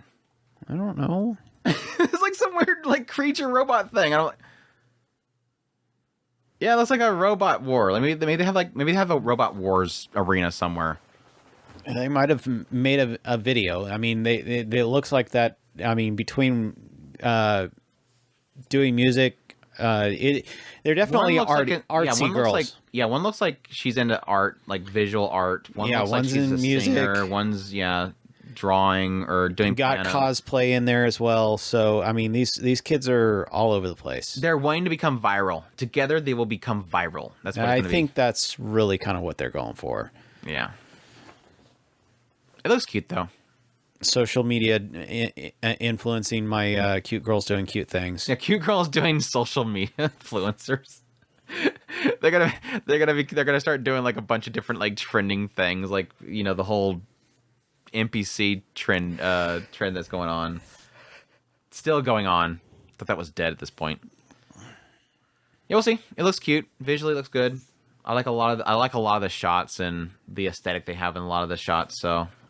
Yeah, they seem to be very much focusing on social media. So I'm assuming social media is going to have something to do with a lot of this. Line. Yeah, Jellyfish can't swim in the night. Looking forward to that one. That's definitely up there in my most anticipated. All right, let's get back to fantasy. Even though this might be fantasy. Jellyfish might be fantasy. Let's get in some fantasy though. We have an Archdemon's dilemma: how to love your elf bride. This one is Mao no ore ga dore elfu wo yome ni shitande ga dao medareba li. E. It's probably E. Yeah, it's E. Zagan might be the most feared evil sorcerer, but when it comes to social interaction, he's the most inept. All those days studying the dark arts won't help him when he falls in love at first sight with Nephilia, the beautiful elven slave, and spends his entire fortune to purchase her. With no clue how to talk to each other, the awkward arrangement for a bumbling sorcerer and a timid elf begins. Brains Base is the ones working on it. Light novel is the source. Actions, fantasy, romance. Duel Masters, Rene, and Kiss Him Not Me director is working on it. And the script composition by Aya Yoshinaga, who did script work for Inspector, Golden Kamuy, and da-da-da-da-da-da-da-da. It'll be on Crunchyroll. yeah, this thing, I can already tell you, like, this is going to be made or break. This will make or break. It's going to be based on the fact of if they can nail his awkwardness, because I don't know. There's a certain thing about, like, there's a one shot in the PV that did have me chuckle.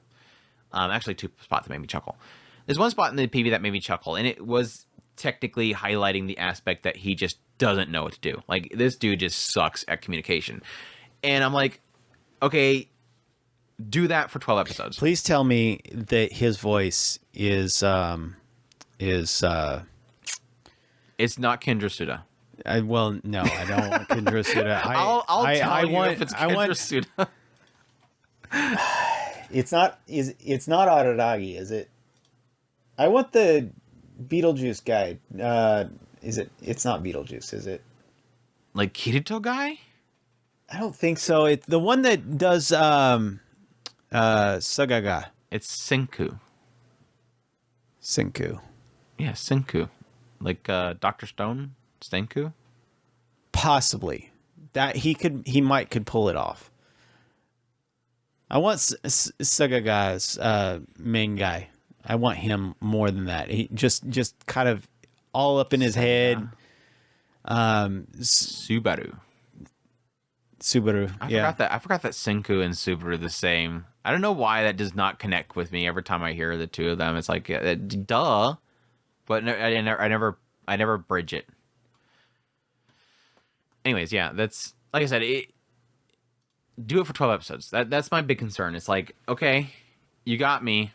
Do it for 12 episodes. Like, it's so easy. It's such an easy concept that can fall apart.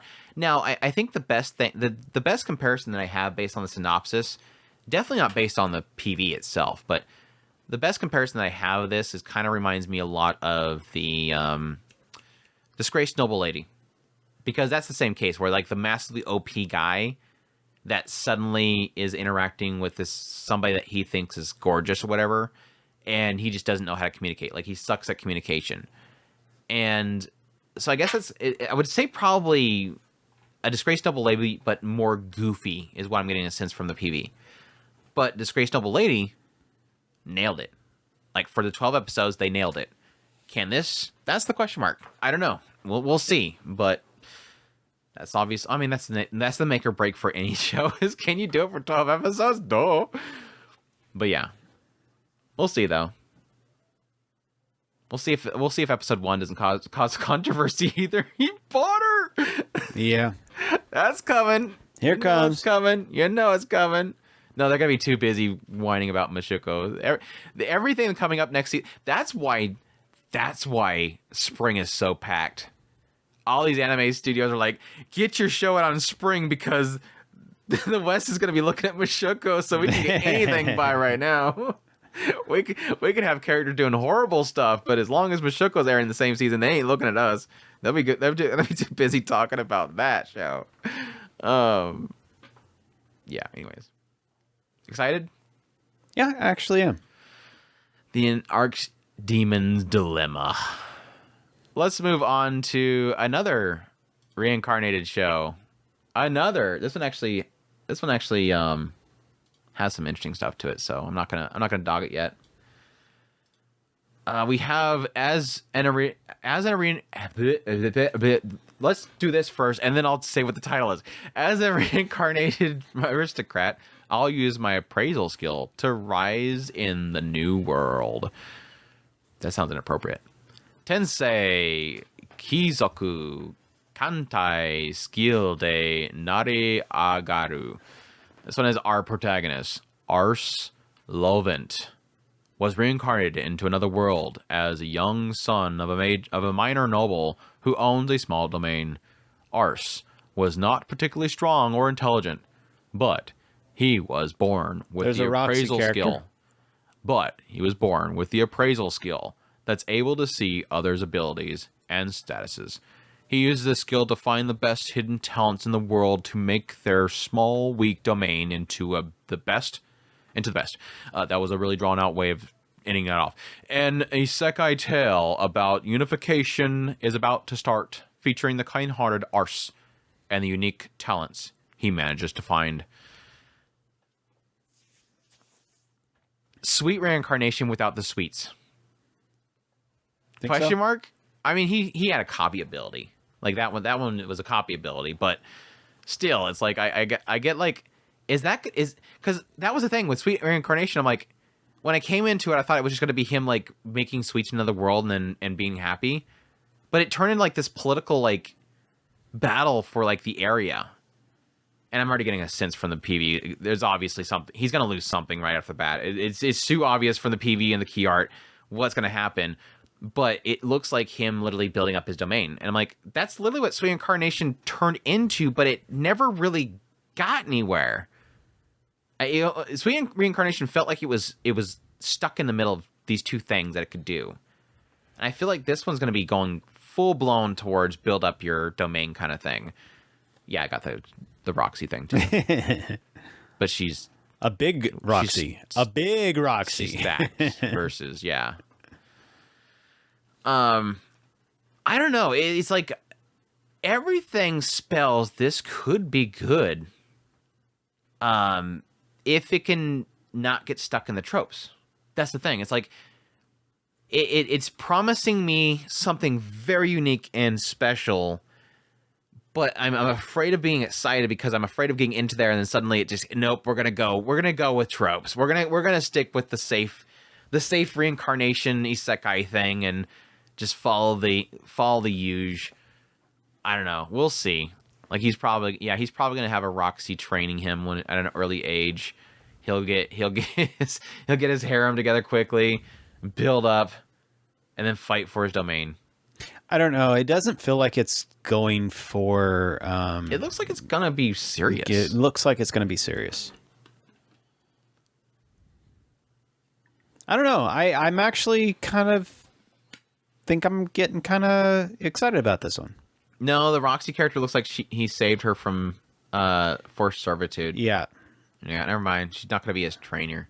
I mean, she can train him in magic after he buys her or something. I don't know. It's Freezer. We'll see. That Studio Mother's working on it. Light novel. Adventure fantasy. Director worked on More Than a Married Couple and Kaiju. So, there you go. They can handle the assets. Anyway, sorry. So there's competition by the one that worked on Shy, Kaguya-sama, Love is War, and a couple of Cuckoos. So, good team there. Hopefully, it works out well. But as a reincarnated aristocrat, I'll use my appraisal skill to rise in a new world. I don't know why I went with the nose thing there. Blue Archive, Chris. The most cute and funny mobile series is coming to the big screen. We have cute girls with guns.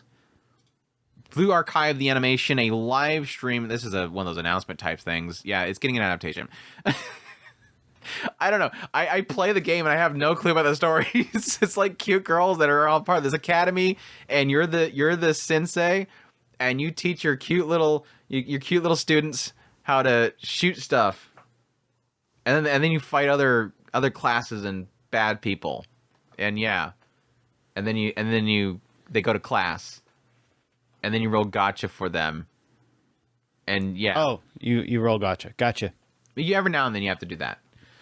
No, the sucky thing is, like, when I seen the PVs and stuff for this, I'm like, okay, Yostar Pictures does some good stuff. Like, Arc Nice is really good and stuff. They have Studio Candy Box as well. I don't know who Studio Candy Box is. Again, another new studio just popping up out of nowhere.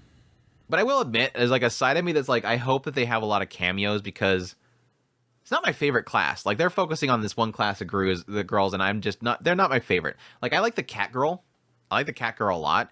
She's super cute, but like the rest of them, I just not my group. Like my girls are in different classes, so hopefully they stray a lot into the other groups.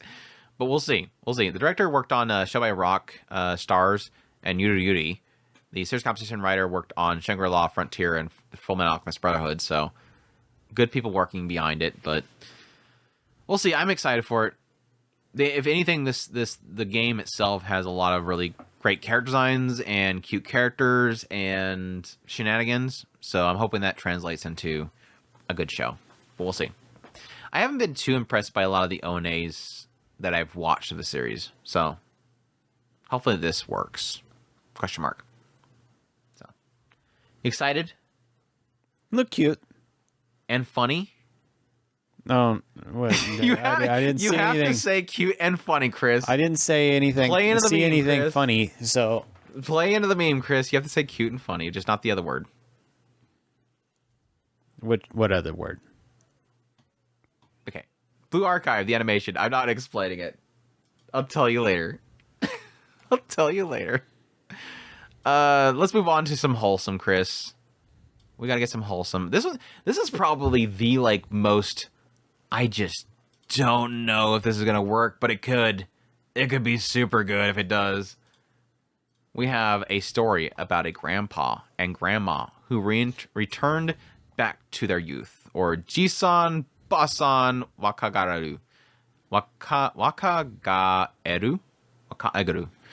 Anyways, the story is the story of Jisan Basan Wakagaru follows Shozo and Ine, an elderly couple who are living a quiet life in a farming village in Aomori Prefecture. After eating a mysterious apple that they discovered on their apple farm, Shozo and Ine spontaneously regain their youth, but even after being reinvigorated, they continue to live life as at a grandparently pace. That is a weird word. They made up a word. Sorry, but yeah, they end up by Gecko. Studio Gecko. I got another. I think I know Gecko. I think we've seen Gecko before. Sources of manga, comedy, fantasy, romance, and stage composition writer. Worked on No Guns Life, Overlord, and Kino's Journey. So there you go. What are you thinking, Chris? Absolutely, I'm totally on board with this. What was it called again? Jisan Basan Wakagaeru, a story of grandpa and grandma who return back to their youth. It's so funny because they look like they're super old. Like they're super old, and then they get returned back to their youth, and it's like, oh, they still look extremely old. Like in anime terms, Well, they still are old.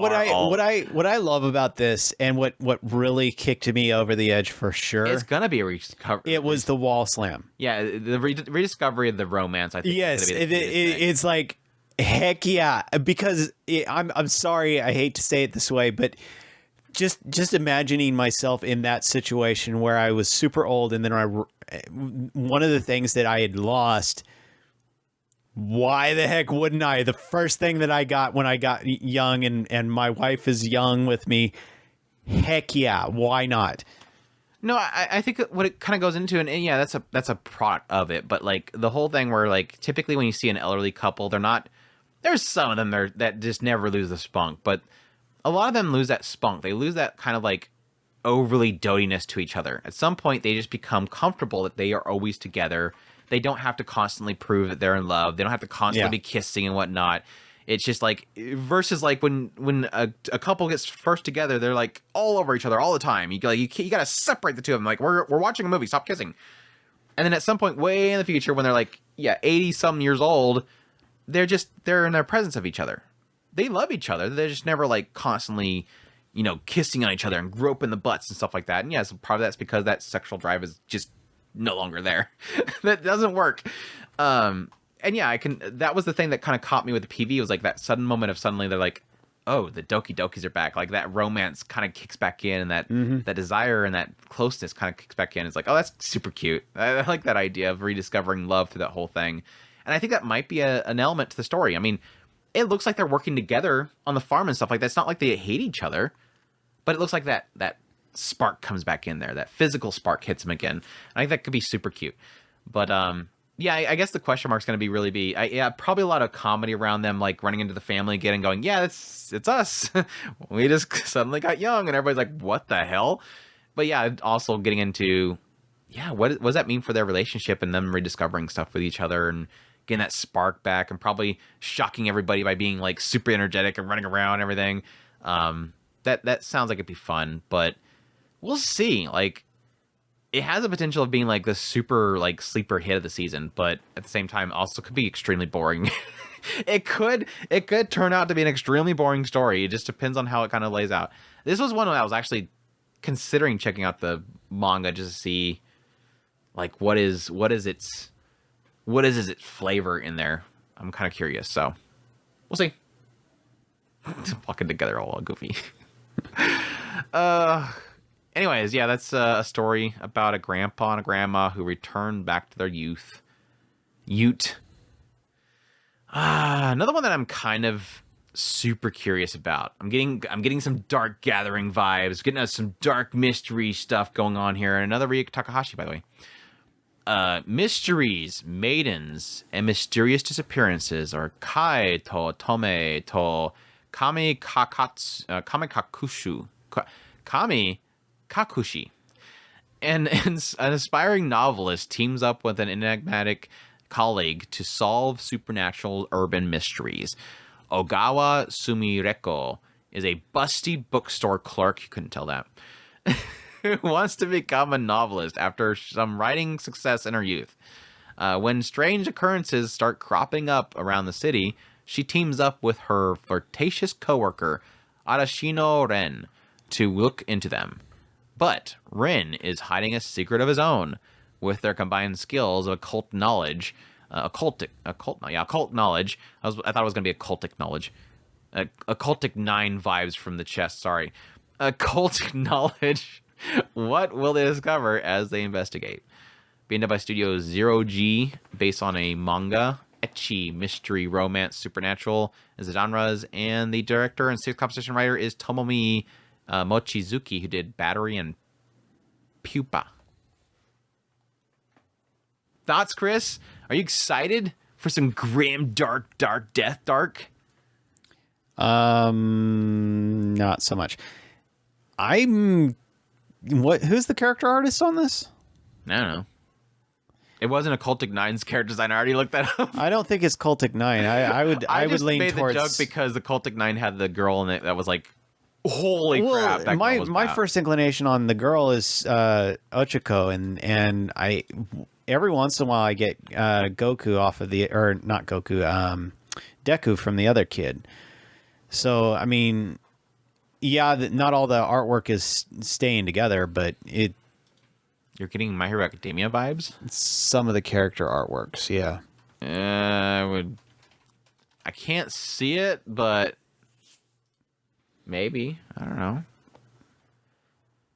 But no, I'm super looking forward to this. It's kind of, like I mentioned earlier, it's kind of itching that what I lost with Dark Gathering. I was super into Dark Gathering. Of course, Dark Gathering had to stop at some point. Eventually, it had to stop.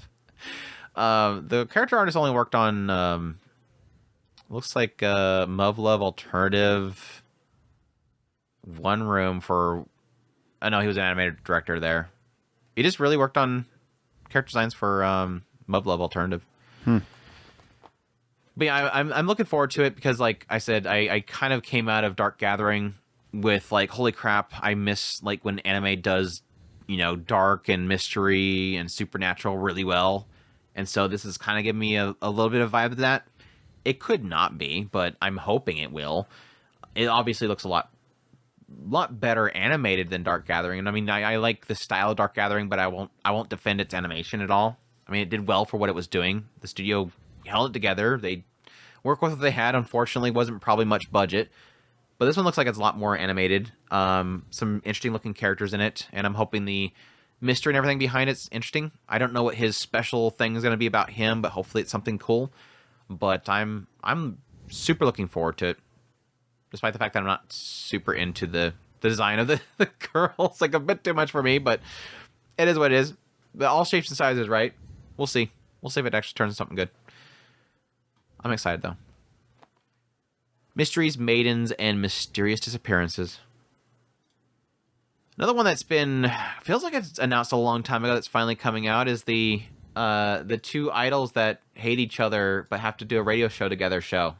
It's finally coming out.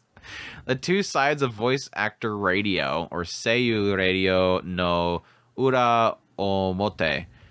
This one is Yuhi Yugori and Yasumi Utatane, two high school voice actresses who just happened to attend the same school and coincidentally got placed into the same class, are the two hosts of a radio weekly program. As fellow classmates and voice actresses, they show all the listeners their great friendship, at least on the surface. In reality, the quiet girl Chika and the Gyaru Yumiko are complete opposites, and they absolutely cannot stand each other. Off air, chaos and insults erupt. On air, they're the best of friends. Just where will this tumultuous friendships lead them? Brain! Studios connect and sources light novel. The genres are comedy, drama, slice. I figured this would be a manga. Interesting. Director worked on Danmachi and Mahoka. And Six Composition worked on Girlfriend, Under Ninja, and Quintessential Quintuplet. So, there you go. I don't know. I just don't know if I'm feeling... This is one of those shows where, like, if I was in the mood, I'd probably love this, but I don't know if I want this right now. I just don't know if I want this. It'll really depend on if they can... I mean, I don't How mind... much they drag it out, really. Yeah, I mean, I don't mind them poking at each other. And maybe it'll be secretly that they're actually rivalish towards each other, and they're tsundere. And they're super tsundere at each they're other. Actually Yuri tsundere. Yeah, I mean, it'll really depend on how mean-spirited a lot of their jabs at each other are. I'm willing to give it a shot. I mean, that's a massive question mark. It's like, there's got to be something there if you're going to do a light novel. I'm assumingly decently long. If they're going to do a whole season of this, it's like, typically with this kind of concept, it is it's a story arc. Like, eventually at some point they figure their crap out and they bond, or they figure out, they suss things out. But if you're going to do a whole story based on this, that's the question mark. Like, I would assume maybe eventually they do work things out, and it just turns into a thing of the two of them sort of, by the title itself, is they both have their own way about doing their own sort of entertainment to their audience, and they're coming together to communicate that. Again, you have the Gyaru, and you have the, what seems like a prim and proper type. Them coming together and having to communicate and have a radio show together, but outside of that, they're completely different. So that's I don't know. Like I said, I don't know if I really want it. It could get really... my concern is it getting melodramatic. But if it's a comedy, then it should... No, come on, tell the truth, Andrew. You're waiting to find out that the Gyaru killed the other one's sister on her birthday. It's a comedy, though. When she just lost her grandpa. But being a comedy, it shouldn't be.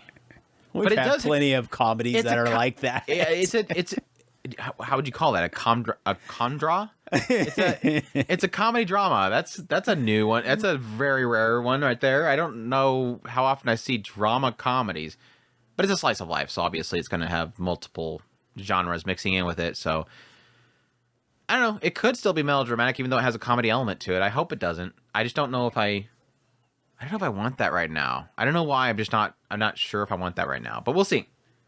It could nail it. And I could totally love it. So, we'll see. The two sides of voice actor radio. Fable. Another Disney, Chris. This is what, 3 now? Fable. The Fable is coming out finally. We have the Yakuza guy that can't do bad things show. When you're the infamous prodigy hitman known as Fable, many things come easy. Being a normal person, however, isn't one of them. In fact, being told that he can't kill anyone for a while may just be the hardest job Fable's ever taken. I'm getting like Way of the House Husband vibes, but like super more quirky though. Tezuka Productions working on it, based on a manga. Action, comedy, drama, romance is the genres. And the director is the one that created Votoms, Gender, and Gasaraki. An old-timer. An old timer. Yeah, and it'll be on Disney. So yeah, this is one that's like it's sort of like when I first seen Under Ninja, where it's like, I don't know, this could be brilliant, but at the same time, it could be total crap. Like it looks like it could be hilarious, but it's like, but will it be my humor? If it doesn't work, it's gonna absolutely flop for me. But it could totally work. It's got like that whole like Yakuza super gritty and serious look to the characters, but they're being goofy. It's, I don't know. It could totally work, but I'm not sure. I am very curious about how this is gonna work in my head when I watch it. So, what do you think, Chris? Are you ready for Way of the non-assassin husband? I don't know. I do like the aesthetic. It's definitely different. Not sure about the concept though. I mean, it could go. I mean, Backstreet Girls kind of had a similar vibe where it's like, I don't know, but at least it came out in the open of this is our shtick, and you were like, okay, this shtick could actually work. This one, I don't know. I don't know what the shtick is.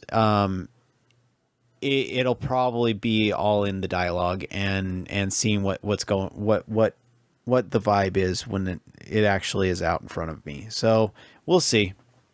The shtick is having to cook fish in a back alley. Yeah, right. Because he can't kill anybody. I don't know. Maybe he's like super poor because he can't kill anybody. Yeah, that's a Fable. I'm excited for it. So, got our Bocchi the Rock show of the season. I think we're gonna get a lot of band shows. I think Bocchi the Rock got us in that band show type of feeling right now. This one's got CGI though. Girls Band Cry. The main character drops out of high school in her second year and aims to enter the university while working alone in Tokyo. A girl is betrayed by her friends and doesn't know what to do. Another girl is abandoned by her parents and tries to survive in the city by doing part-time jobs. This world lets us down all the time. Nothing goes as planned, but we want something that we can continue to like. We believe there's a place where we belong. That's why we sing. Toei Animation is working on it. Source is original. Genre's music. The director behind Love Live Sunshine is working on it. And we have the writer is the script writer for Sound Euphonium and Love Live and Boku Yaba. So, really good team working on it. What do you think of the CGI, Chris? Let's just get out of the way. Let's get out of the way, Chris. What do you think of that CGI? It's doing things, Chris, but I don't know. Hate it. I don't hate it. I think because the facial expressions, they're getting there. Like the facial expressions are getting there. Sometimes it looks like they're trying too hard with them, like they protrude too much. I think that's the only way they're going to get away with some of the stuff that they're trying to do. I mean, because one of them is a poo poo poo type thing, and it's. Yeah, we have the upside down V type thing going on too. It's the lighting and some of the particles and the textures. Every now and then it looks like they're trying too hard to mesh into realism. And then the characters obviously are going for an anime look. So it's like sometimes it's like chill out with the lighting and the detail on the environments. Because you're doing something good here.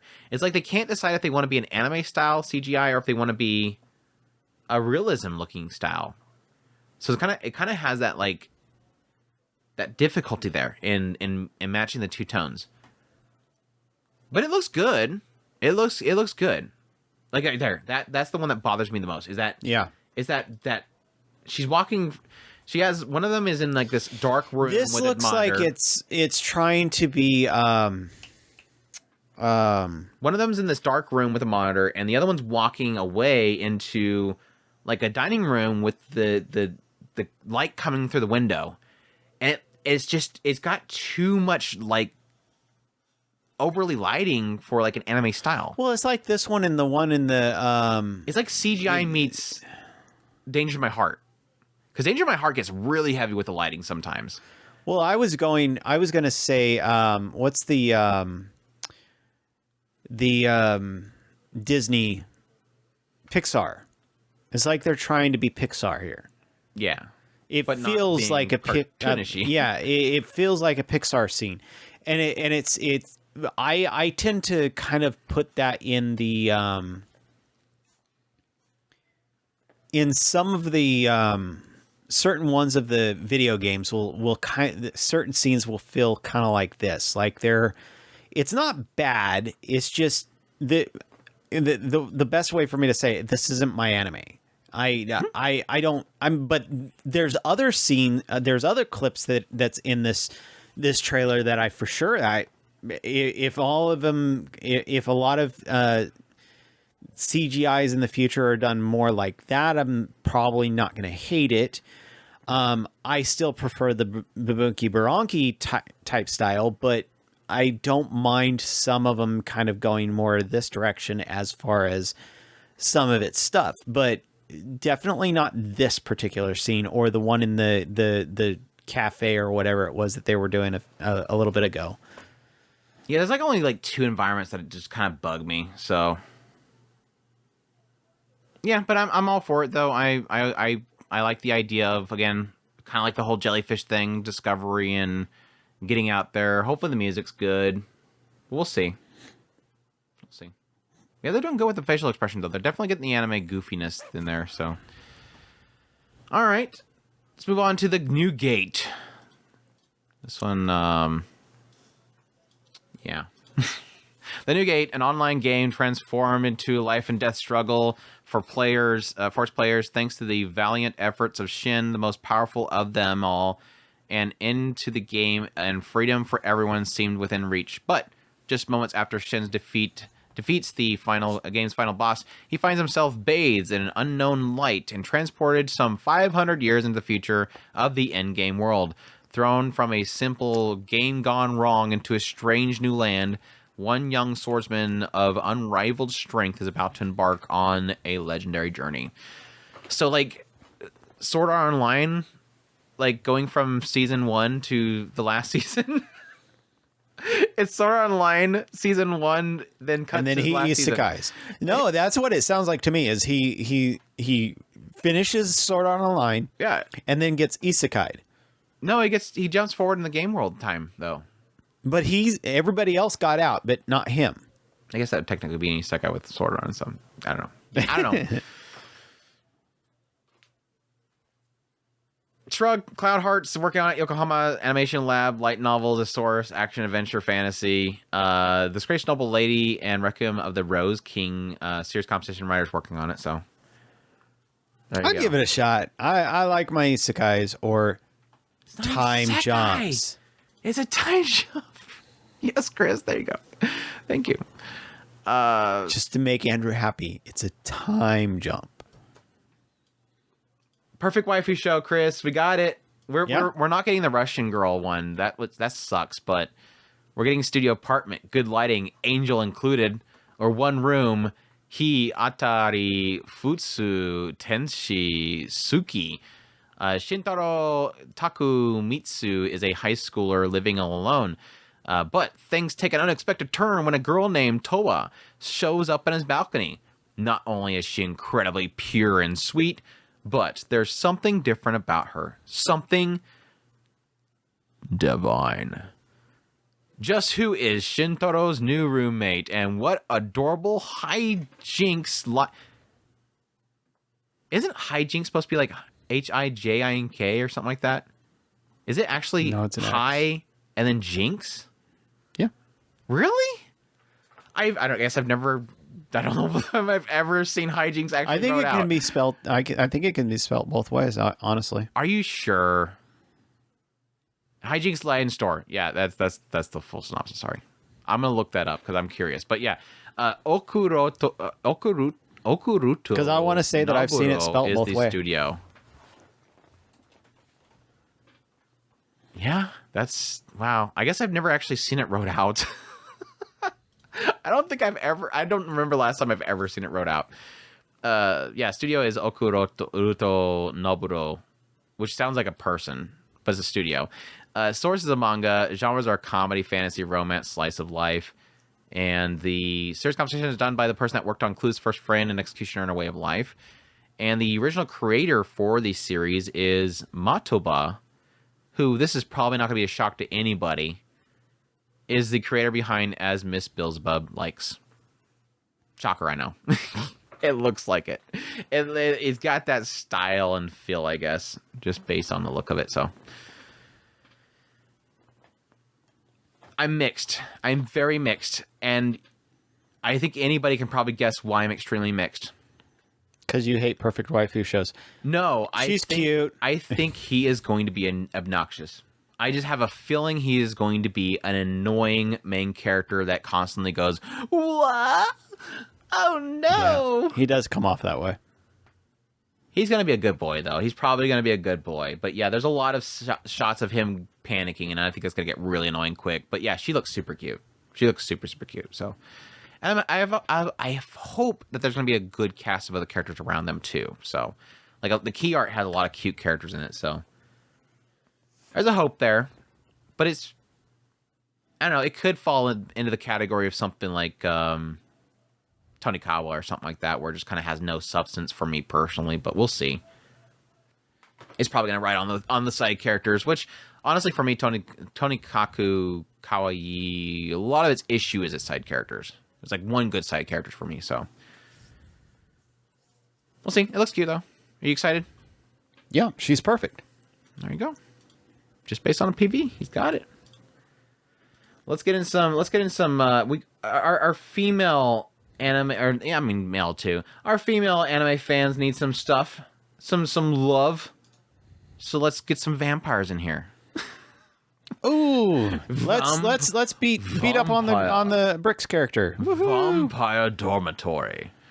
I Bricks want to become your thrall. I like starting the synopsis with, "I want to become your thrall." A cross-dressing girl and doting vampire's dangerous cohabitation is about to begin. After losing her parents and being abandoned by her relatives, Mito is left all alone in the world. When she's kicked out of the restaurant where she works with no money and no place to live, she is taken in by Ruka, a vampire. In exchange for giving Ruka her blood as his food, she ends up living with him in an all-boys dorm full of beautiful boys with unique personalities? ? Like, why is it a question mark? Beautiful boys with unique personalities? I don't know. You tell me. You're the synopsis. It's like, why are you asking me? I guess that's one of those things of like, I don't know, read it or watch it. You might think they have good, unique personalities. They might not. It depends on your definition of what's unique in personalities. You might find them to be very generic. Thank you for question marking that, actually. Makes sense. Studio Blanc is working on it. Manga is a source. Romance, supernatural. Director working on it worked on it. Ayaka, that's not good. Love Flops, that's not good. Smile Down the Runway, there you go, good. Are You Lost, good. He's worked on 2 really good shows. He didn't write those shows, so it's not against him. Series composition by Toko Machida, who's been pretty much everywhere and is really good at their job. So, good team, I guess, working on it. Gonna be on Crunchyroll. Does she look Bricks? I'm gonna assume that they didn't work on the actual PV. Why? You ready? You ready for it? You ready for it? What? Oh no, it's not yet. He's gonna go into bite. You're gonna love the bite. You're gonna love the bite. Is he smiled? And if I point it out, you know it's bad. But Andrew, here it is.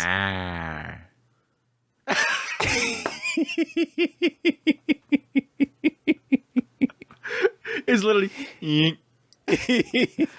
like they just took 2 character drawings and they just kind of rotated it until the got close. It's like that whole joke about like they kissed. You know, like whenever they have like a yaoi bait show and the characters walk past each other, people pause it and go, "Look, they kissed." It's like, no, they walked past it. No, they paused it here and they kissed. They literally kissed. It's like that whole thing. Yeah, that's pretty bad. That's So I'm going to assume the like Stellar team did not work on the PV. That's the shot, though. How do you fail the bite? The bite is like, that's the thing the girls are going to squee over. And if you can't do that properly and you do the whole, that's pretty bad. Wow. Yeah, if Chris points it out, that's how you know. That's how everybody right now needs to go Google Vampire Dormitory PV and find out what he's talking about. Moving on. Moving on from Vampire Prisoner. What was it called? Vampire Prisoner? Vampire Dormitory. Let's move on to the Banished former hero. The Banished from the Hero Party show. Gotta have one of those every season. The Banished former hero lives as he pleases. Oh my gosh, this title. Deki Sokonai to yobareta moto eiyu wa jika kara suihou sareta nore suki kate ni ikiru koto ni shita. Oh my gosh. The story follows Alan as he tries to find a peaceful life for himself after being kicked out of his parents' place. I thought he was a hero that was banished. That's it. The story follows Alan as he finds a peaceful life after being kicked out of his parents' place. That is the most epic synopsis ever. God, I can't wait to watch this show. Studio Dean's working on it. Marvy Jack as well, whatever Marvy Jack is. Sources of Light Novel. I feel like somebody's trolling me with these listings of studios. Sources of Light Novel. Genres are action, adventure, fantasy, romance. The director working on it worked on Rent a Girlfriend, Temple, Gambare Doki-chan. Series competition writer worked on Seven Deadly Sins and Insomniacs After School, so they got a good series competition writer, so there you go. What are you feeling, Chris? Are you excited for I got kicked out of my family's house and now I search for a peaceful life? I don't know what to go on. I guess it looks okay. I mean, Visually it looks fine. It looks all right. Maybe he was a hero. He got kicked out. He goes home and then gets kicked out of his house. Well, the angel was crying over him, so I'm assuming he's all right. Maybe he was the hero. He saved the world. He gets killed. The angel reincarnates him into a house. He wants to chill, and then his parents kick him out. That's it. I made a better synopsis than they actually had. I bet that's it. He was a useless guy. The parents kicked him out. Truck-kun meets him. He gets into another world. Carriage-kun. No. I mean, there's a cute long-haired pigtail girl like from Chivalry Fell Night. Yeah, I mean, we can give them a shot. We'll see. I mean, I'm not completely discounting it. Oh my gosh, the visual design is flat. Hey, the dragon doesn't look like CGI. Dragon looks god awful. He doesn't. Oh wait, right there. I think he looks CGI. The side shot didn't look CGI, so I was gonna give him something. Okay, come on. I was gonna give it something. Yeah, it looks super flat. Anyways, that's the banished form. The banished NEAT lives as he please. I don't know. I'm trying to give it a better title. Let's go to our. It feels like we have a new tradition. Every season we get one of these shows, Chris, and this is this season's. We have our I Have to Consume to Get Stronger show. We had Berserker Gluttony. We have the Unwanted Undead Adventurer, and now we have Remonster. After meeting an untimely death, Tomokui Kanata is reincarnated as a lowly goblin, but he's worked up a monstrous appetite. Thanks to his new ability that allows him to grow stronger the more he feeds, his feeble status quickly changes, and he tries to become the goblin leader. With a mix of his past memories, new body, and strong stomach, he's taking a bite out of his new fantastical world. Studio is Dean. Source is a light novel, action-adventure fantasy. We have the director that worked on My Mental Choices, Birdie Wing, and Rosario Vampire. We have the series competition writer behind World Break and Rosario Vampire as well. So there you go. Are you excited, Chris? That's a Crunchyroll show too, huh? Yeah, I see the subtitles. Just based on the subtitles, I knew it was going to be a Crunchyroll trailer, and it was going to be Crunchyroll. I don't know. I think this could The trailer looks fun. It does. And different. Like he's got his goblin girlfriends glomping on him. He's eating stuff. He's getting stronger. I'm curious if they're actually going to have him eat. Like whenever again, it's same with Berserker Gluttony. I had it with Undead Unwanted. Is he going to eat a person? Like even the PV's got this like hint of like, oh, I guess the humans are coming to them, and you know eventually humans are going to come to hunt the goblins. I mean, it's goblins. Is he gonna eat a human and get stronger with eating the humans? Because he's like at the very end, he's like, "I want a good day." Like, I don't know. It looks like it's gonna have too much fun to do that. It doesn't. It's not a comedy though. It's an action adventure fantasy. I think it could be fun. I mean, honestly, as long as we don't get stupid with all the. It's like that's what I'm getting vibes of. It's like Reincarnated as a Slime, but just focusing on the goblins. Mm-hmm. Like, because the Reincarnated Slime has a whole thing where, yeah, you have, like, goblins and stuff, but they're when he names them, they become, like, more humanoid-looking.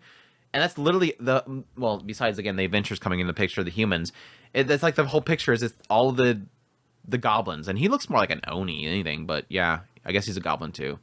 Maybe he upgrades to Oni or something. I don't know.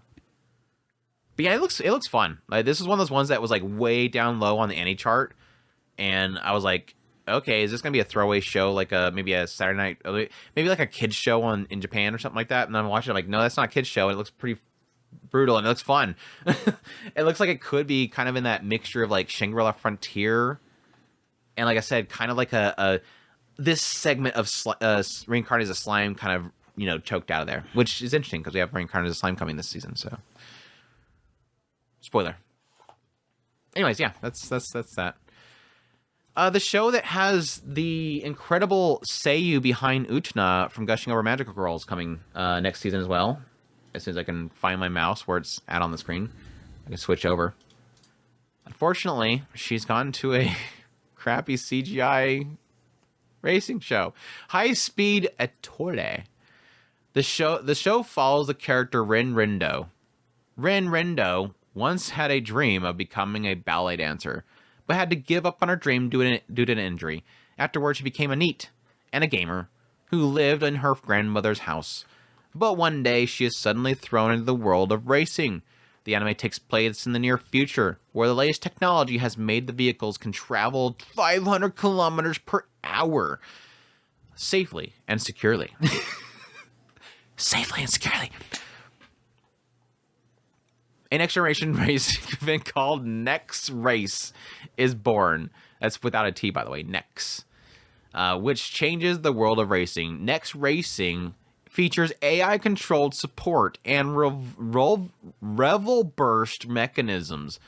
A newcomer named Rin Rendo, we kind of established that already, will make her debut in Next Race, and will further revolutionize the sport. I don't even think a studio is listed for this yet, but it's an original. When I looked up all the information on this one, to be honest, 2 weeks ago, because I was preparing for my other video, and when we had the whole thing we were planning on doing this last week, and we didn't, because, again, the passing. But when I looked it up, like, no information. There was, like, no information on this, and, like, it's literally coming out in 3 weeks, and we have no studio? Okay, it's Studio ACAT. Okay, so we have a studio now. So apparently they finally decided to add to release some info on it. Like I said, the only thing about this show that has me remotely excited is Fuka Izuma. Izumi is working as the main character, Rin Rendo, which again is voicing Utena of Gushing Over Magical Girls. She's looking like she's gonna be. I don't know. She could be a Genki character. She could possibly not. Does she look Genki in it? Pink hair. Yeah.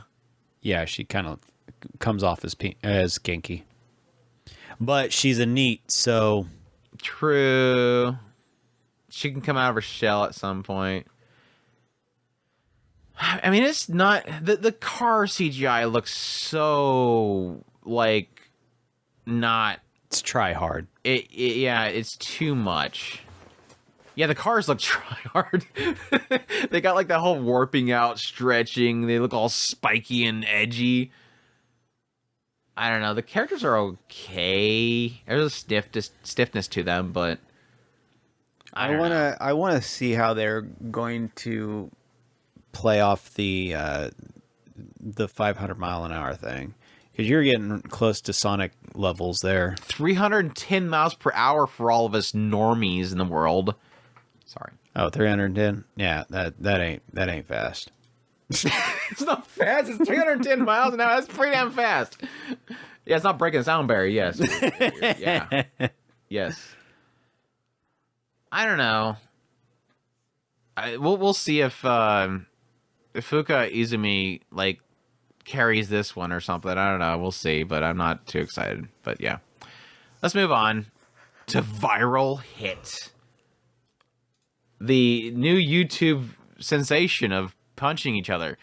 Kenka Dokugaku, scrawny high school student Hoben Yu, is probably the last guy you expect to star on a new YouTube channel that revolves around fighting. But after following the advice of a mysterious new YouTube channel, Hoben is soon knocking out guys stronger than him, raking in more money than he could ever dream of. Can Hoben keep this up, or will he eventually meet his match? Or get a community guideline strike by YouTube and get his channel revoked? I had to make the joke. Like, how did the dude dot? They must have. I mean, it's literally ripping off the logo for YouTube. So it's like, how's this guy not just getting banned immediately? Okuroko Noboru, once again, another of that studio. Sources of manga, action, comedy. Director, worked on Ensemble Hearts and Instant Death Ability.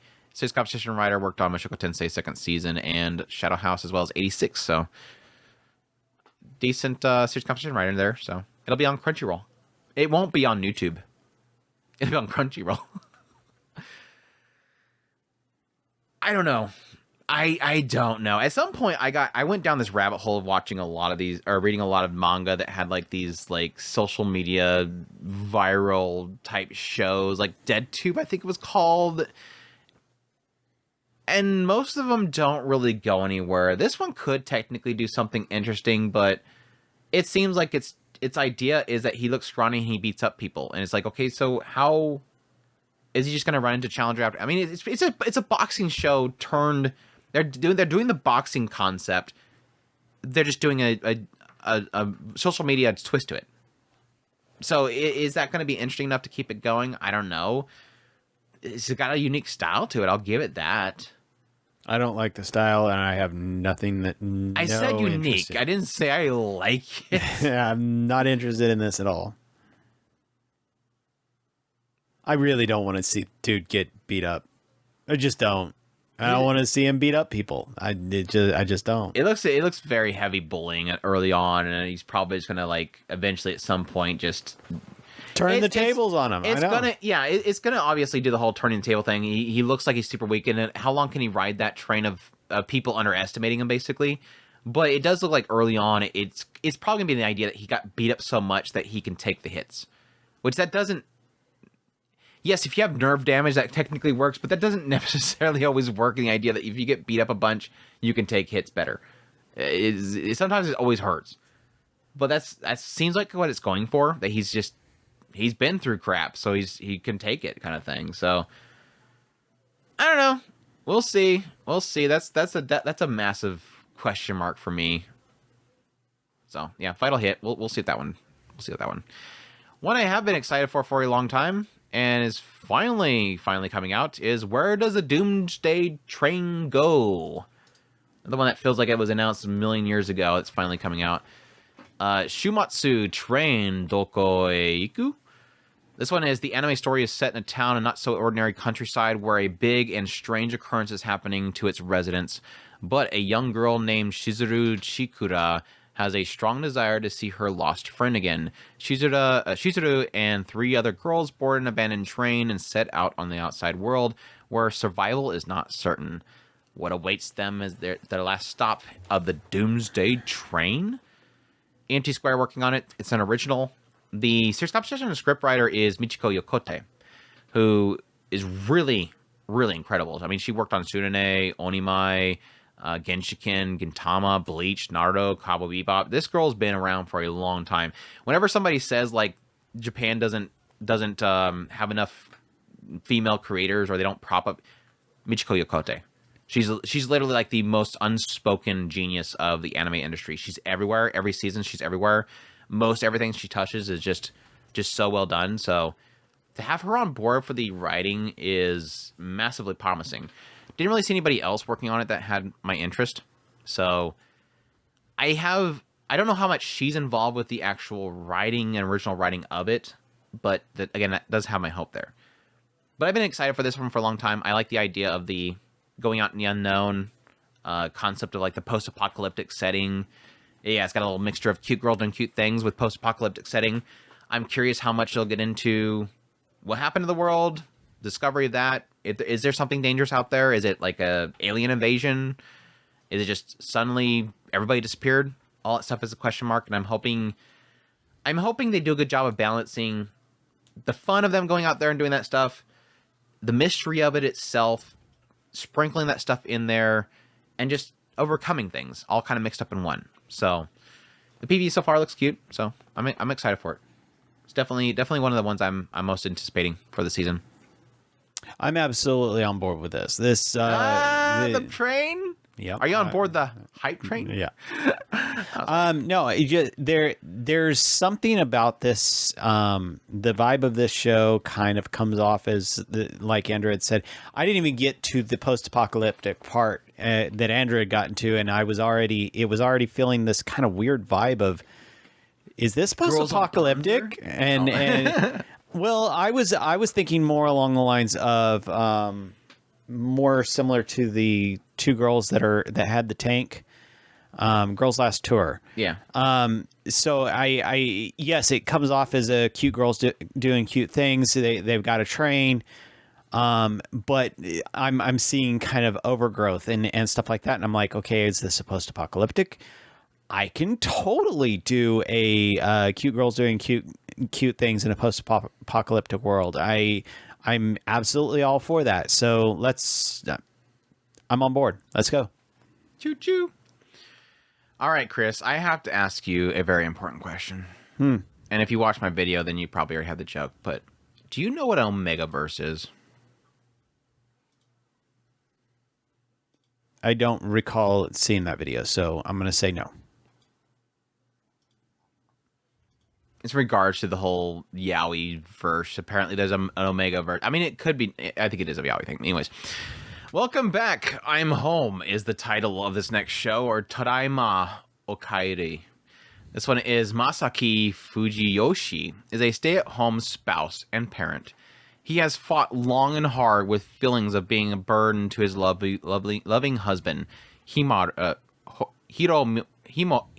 I don't know why I can't say that. Hiromu. Due to his status as an Omega and the difficulty they face to achieve his domesticity.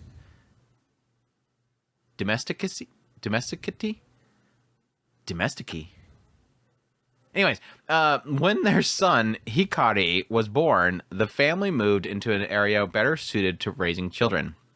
Despite their newfound domestic bliss, the family's ties to their past are in tatters. There are people that they left behind to pursue their creation of their happy family.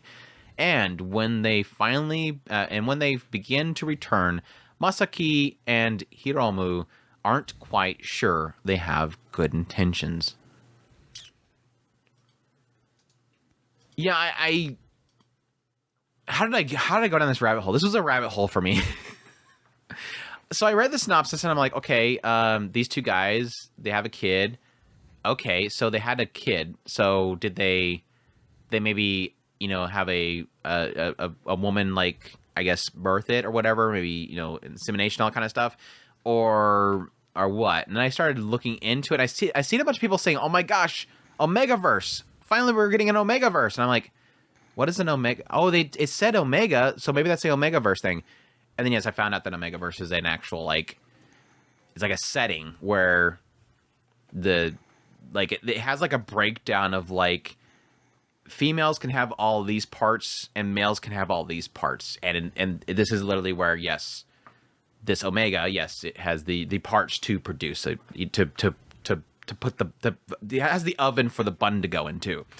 So yeah, I learned what an Omegaverse is, and apparently people are really excited because it's the first case of an Omegaverse, and there probably has been other ones, I don't know, but they're excited that it's coming. So there you go. Studio Dean's working on it. It's based on a manga, drama, romance, slice of life. And the director worked on Tsukimichi, Sasaki, and Miyano, which did very well. Log Horizon, Fairy Tail. Series composition writer worked on Sasaki and Miyano again. Sleepy Princess, Fox Senko-san, and Super Lover. So good stuff. Crunchyroll's going to be streaming it. There you go. Are you excited, Chris, for some Omegaverse? I don't know. It looks like it could be sweet. It does have a sweet element to it. I don't know that it's going to be interesting, but I don't know. I mean, slice of life does work for us occasionally. It's not. It'll really depend. Yeah. Looks decent. Visually looks decent too. We'll see.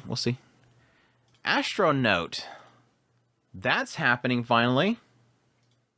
The acclaimed Astro Note that Crunchyroll has been pretty darn excited for a while now. I'm assuming that they're probably co-proing it or something. I don't know.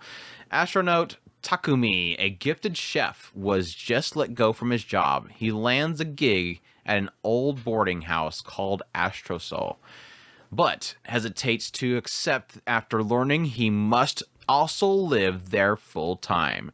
That is, until he meets the beautiful and charming caretaker Mira, and he's sold. The two begin their work together, and their connection deepens, but Mira has a secret. She isn't from this world. I don't know, like immediately go to Galaxy Next Door. That's one of those things, like when this comes around, it's like, I bet you somebody's like, oh my god, let's make this original called Astro Note. It's going to be about this like guy that meets some girl and she turns out to be an alien. And then like as they're producing it, suddenly they're like, hey, we're adapting Galaxy Next Door. Damn it! Now we're going to say that we're copying them. Everyone's going to say that we're copying them. Anyways, yeah, Telecom Animation Films working on it. Original comedy, romance, slice of life. The director behind it worked on Grand Blue, Nanbaka, and I'm Sakamoto Kintama as well.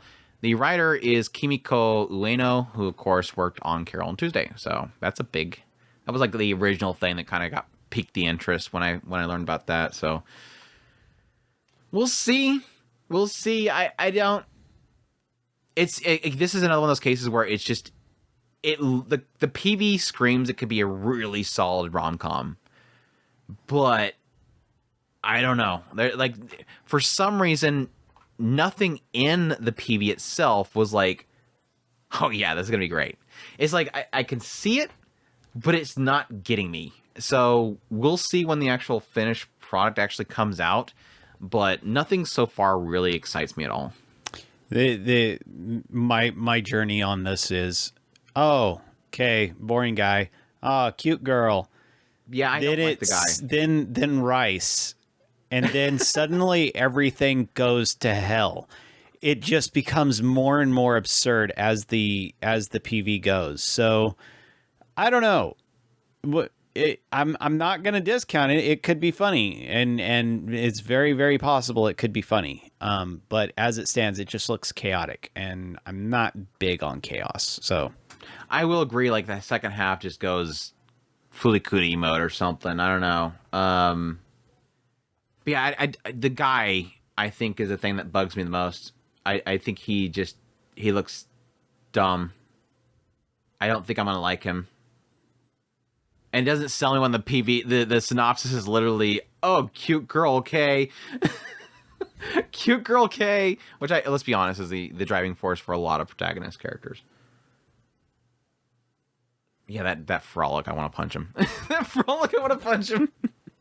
That stupid Frolic, I want to punch him. The dog, yeah, the weird, like, close-up eyeball thing.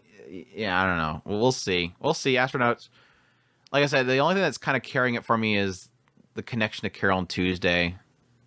Could be really solid. So one I am excited for. We're getting like 2 seasons in a row of that I just literally like minimized every single window, and now that completely threw me off. Hold on. But no, we had Kantaku had a show this season, and we're following it up with another Kantaku show with the next season, which is Salad Bowl of Eccentrics. And it's funny because it kind of has a reverse story as Sasaki and P, which is, I don't know if it's intentional, but is a thing. Hinjin no Salad Bowl, Sosuke Kaburaya, an impoverished detective, met Sarah, a princess from another world with magical powers. Sarah begins living with Sosuke, and she quickly adjusts to her life in modern Japan. Meanwhile, Livia, a female knight who came from the same world as Sarah, found herself lost and homeless, but surprisingly enjoys her days there. These two people who live a positive life despite their situations began to have an impact on Sosuke and other oddballs in the neighborhood, including a devilish lawyer, a divorce agent, and a cult leader. By Synergy SP and Studio Comet, the source of the light novel, comedy, fantasy, slice of life. And we have the creator, scriptwriter, and series composition writer is Yomi Hirasaka, who did Sisters All You Need and Haganai. So that creator working on this project, and of course created the project. And again, character designs by Kantaku, Saki and P, Sisters All You Need, and Hineko. So yeah, I admit I had my issues with the Sisters All You Need, but there was some really good writing in there. Haganai mixed on, so I'm more positive than negative. But again, I think the premise of this so far has my interest. The characters look goofy. Sarah looks great. She looks like having a lot of fun. Like I said, it's kind of reminds me of Sasaki and P, but it's kind of the reverse aspect of this magical girl coming to our world. And I almost got like what was the name of that show with the alien girl? She comes back from the future and she has like the psychic powers, and then her rival comes as well, but she becomes like homeless, whereas she gets to live with the Yakuza guy. Hinamatsuri. I kind of get that vibe with the swordswoman, because like she's like gonna live like as a bum, but she's gonna find joy in there. So it's like they put the money in her chest the wrong way. Just saying. You just slip it in there. It's okay. Yeah, I'm on board. And again, like anytime, no matter what the show and how good it is, if you can put some Kantaku girls in there, I'm good, because I love his girl designs. So I'm on board. But yeah, hopefully it doesn't have. I'm pretty shrug on Sasaki and P at this point, but we'll see with this one. It looks a lot more funny and over the top, crazy and goofy. So I'm excited for it. I definitely could. They're gonna truck coon somebody.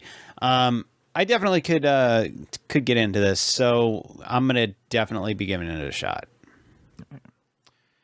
Salad Bowl of Eccentrics. We have another Idolmaster coming. Shiny Color. I don't know if you. I'm looking forward to some. I'm looking forward to some more Idolmasters. This is gonna be full CGI though. Polygon Pictures this time. Yes, Polygon Pictures, the studio behind things like Ajin and Knights of Sidonia, brings you Idolmasters. It's kind of a goofy transition. Anyways, Source is a game. Idolmasters, Shiny Colors game, obviously the game that I got, and then I think this is the one that shut down immediately after I got it. Yeah, that one.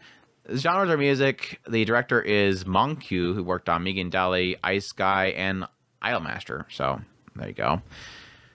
But yeah, I have no synopsis. I'm going to assume it's about a bunch of girls coming together. A producer probably gets them all together for a new group, and then they're going to go for the stage. And each girl has their struggles. Probably have a main character that desires to stand out, but her parents won't let her. And I'm probably going to love it. And there's probably going to be one girl that is just going to be really hard to... Super serious. Yeah. She's going to be super serious. Too serious, long, black-haired girl. Is there a long black hair girl somewhere in the trailer? Because that's how you know it's her. There's the Genki main girl. Yeah, she's gonna be the timid. Genki. She's just unsure about herself. But he's like, you're gonna be perfect because I seen you. I heard you singing to the mountainside. There it is. Long black hair girl. There it is. She's it. Yeah, she even looks mad. She even looks mad. She even looks mad. She's gonna be it. She's always gonna be. If it's an idol show and you see a long black hair girl, she's gonna be overly serious. I'm mixed on Polygon Pictures. They do some good stuff, but they've been slowly over time kind of shaking that stiff look that they've always had. Especially like if you go back to like Knights of Sidonia, super stiff look. They're shaking that. I would say I do like this. I like this style a lot more. For Polygon Pictures, where I do give them props is they're getting better at aesthetic. But as far as movement is concerned, I don't think that I don't think they're focusing on that so much. They're going more for aesthetic, for sure. It seems. Yeah, filters, lighting. Doing a little better with the backgrounds. Not great though. But yeah, we'll see. I'm excited for it. Always up for some Idolmaster. So, oh my gosh, remember Battery, Chris? Sure. Nothing says yaoi like batteries. There's something about yaoi and batteries. It's a thing. I don't know why. I don't know. This could not be a yaoi. It's got that yaoi vibe there. Oblivion Battery or Bokyaku Battery.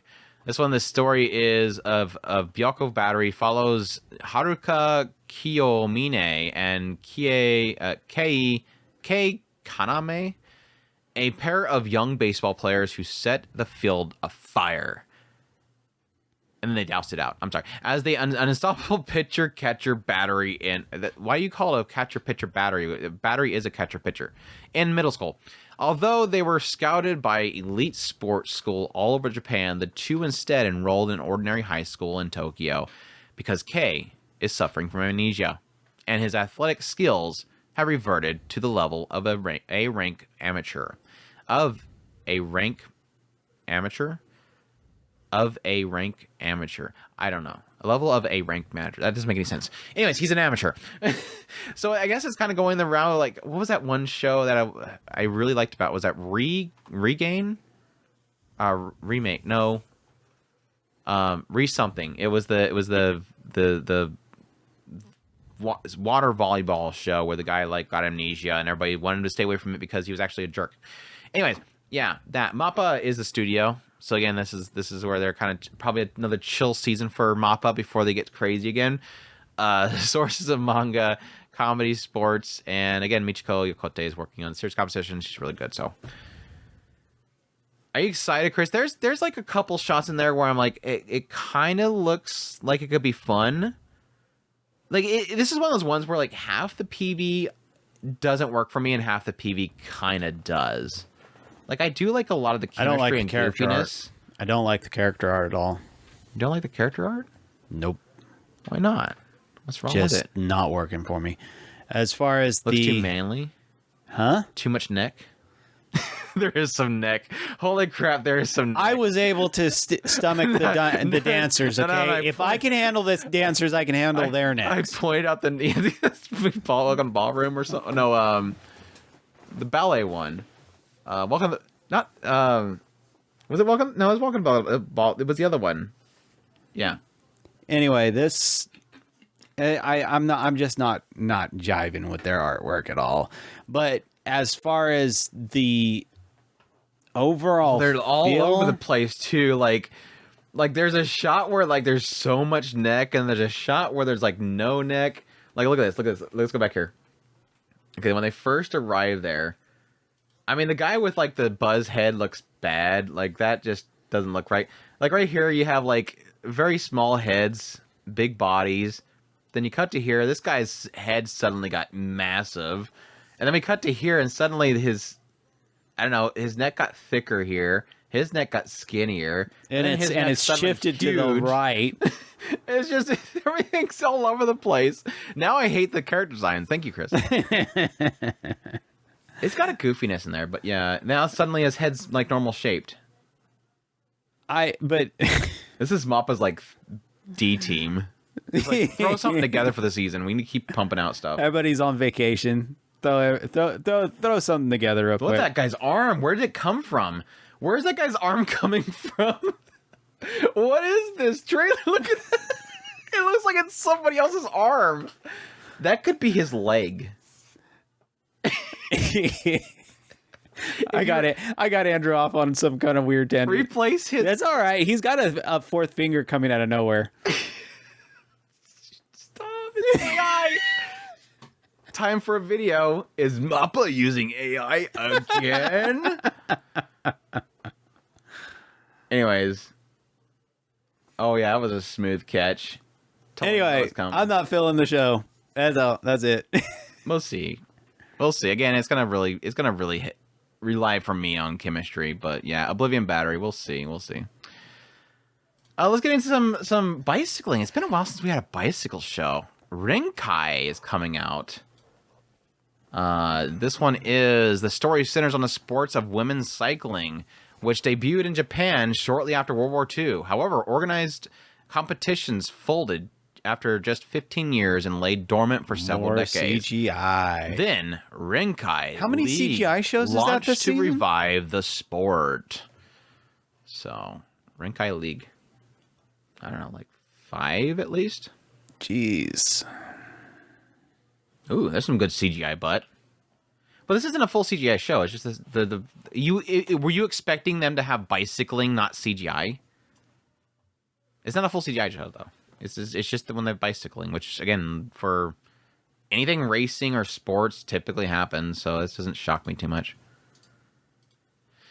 Yeah, it's TMS Entertainment working on it. Multimedia project, sports, and the series composition writer worked on Danmachi and Monster Musume. So there you go. Yeah, I would put it in the realms, for those that are wondering. I would put it in the realms of something like the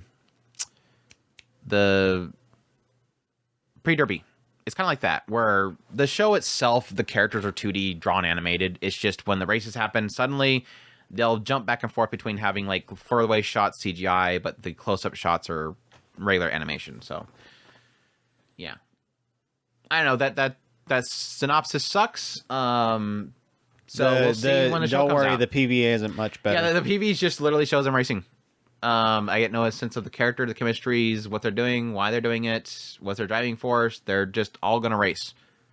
So I have nothing to say about this show because they gave me nothing to work with. Some of the characters look cute, at least in the key art. Not really the show. And we got a decent butt shot. So yeah, a nice, really rounded butt shot. CGI too. The Crow does not choose the Lord is our next one. That's a title. That is a title. We have Karasu wa Aruji wo Irabanai.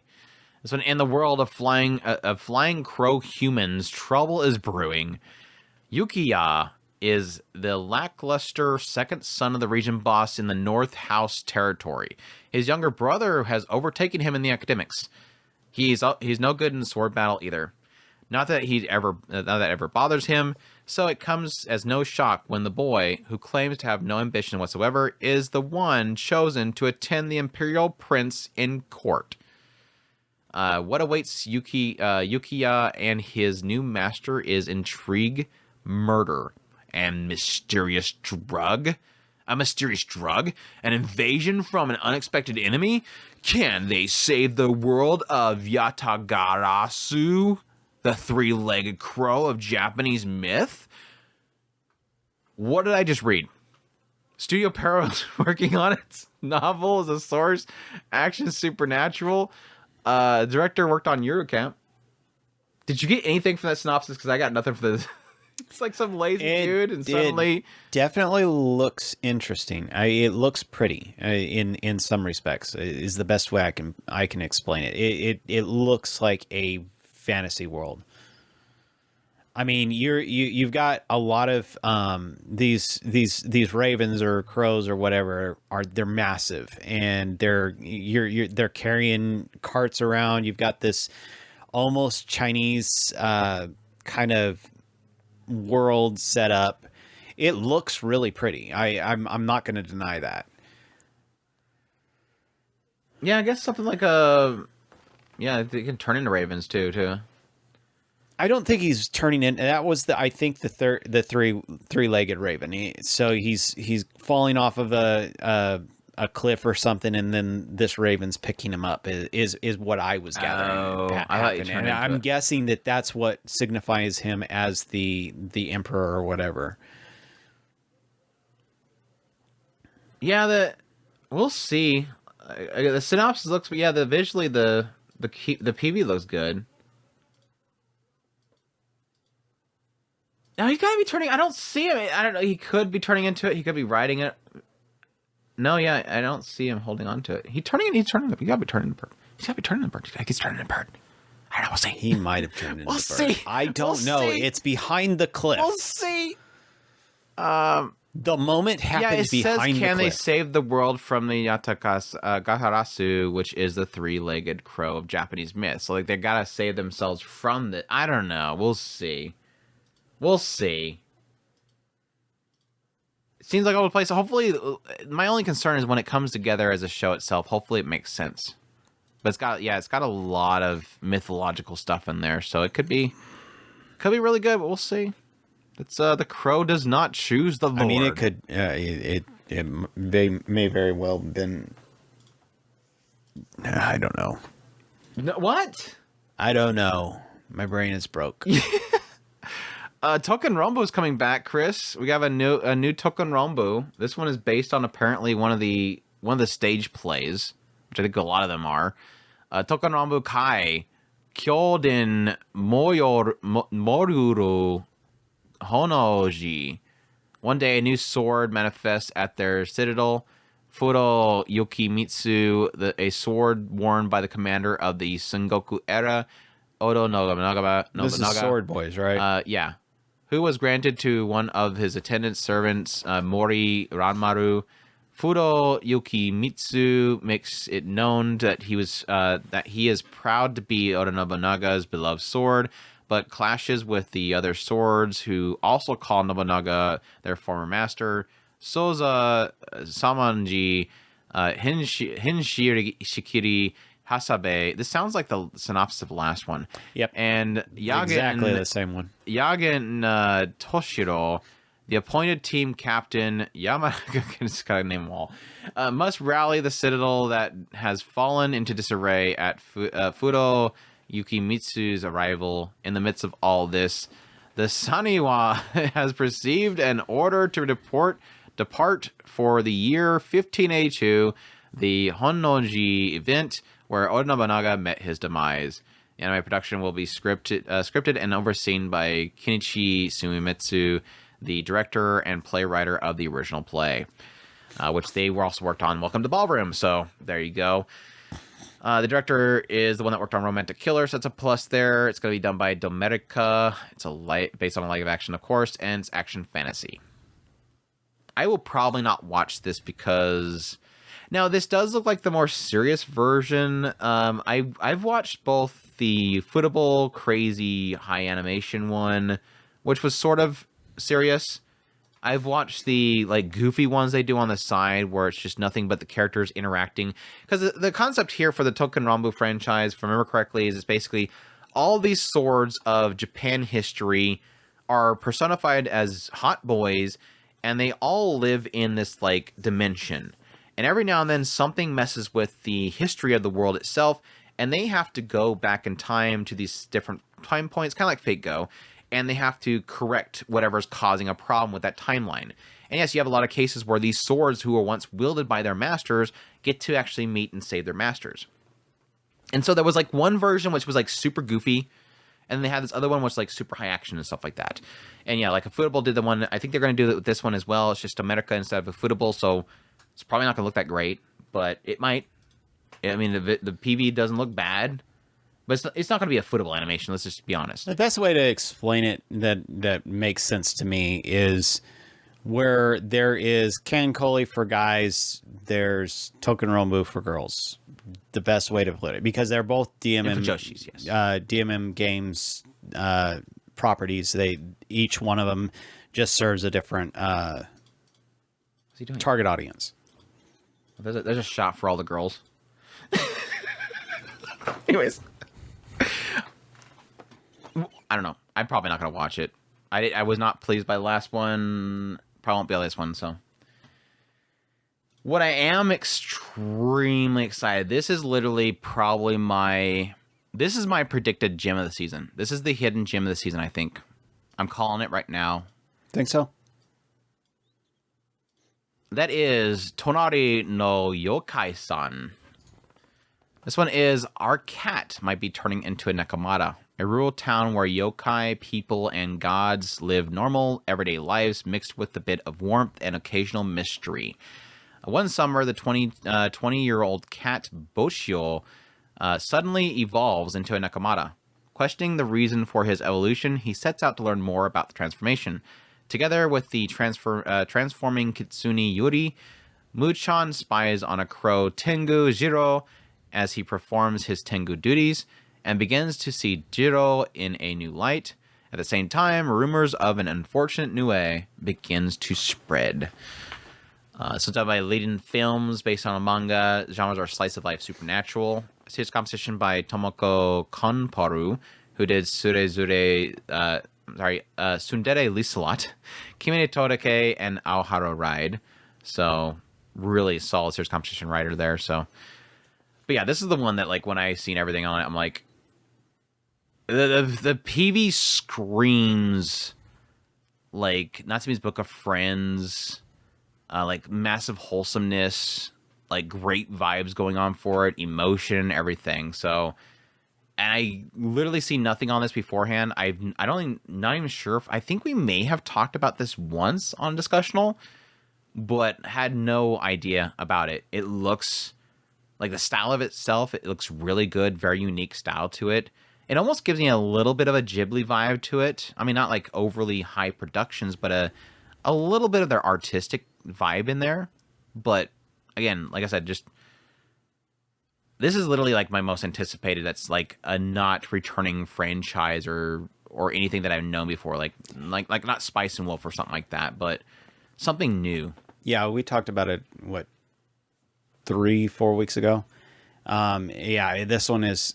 I mean, I had forgot about it until it popped up, and as Andrew was reading the synopsis, and I'm watching it, and everything is screaming, "Yeah, I gotta watch this bad." It looks like heart touch, big time. I mean, it screams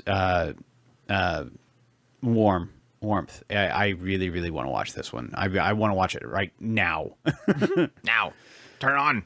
Andrew, where's that? Turn it on. Let's watch episode 1. Yeah, I'm super excited for that. Easily, like I said, number 1 most anticipated new series. Our other golf show, got that one too, is Hey Tonbo. This one is the story begins with Igarashi, who was disqualified as a pro golfer after a certain incident, and thus removes Kagoshima Prefecture's Tokara Islands to step out of the limelight. On this island, known as Japan's last unexplored wilderness, he encounters a naive girl named Tombo. As it turns out, these are supposedly unexplored islands have a homemade golf course where Tombo plays every day. She demonstrates a genius-level prowess, playing every kind of shot, just one golf club, a 3-iron. Igarashi is amazed at Tombo's talent, and he harbors doubts about her only using a 3-iron. Yet hidden deep within Tombo's heart lies a painful, sad past. I'm kind of cautiously kind of optimistic about this one, honestly. I haven't really been giving this new golf craze a chance. I mean, we have the Golf Girls, we have the Yuri Golf Girls, which apparently is going to get its own TV series. Didn't get that much of a chance, but I don't know. There's something about this one that I think might be pretty solid. I mean, I'm pretty sure her past is going to be that maybe she golfed with her dad and her dad dies, and that's why she's been probably golfing a ton ever since then and becomes genius levels because he has her own golf course. Maybe it's her dad's golf course. But yeah, not too much of a shocker with the idea of the person that uses one club. I've seen that one somewhere before. I forget what it was. But yeah, it looks cute. I think it'd be a solid It does. one. It actually kind of comes off with the vibe of, hey,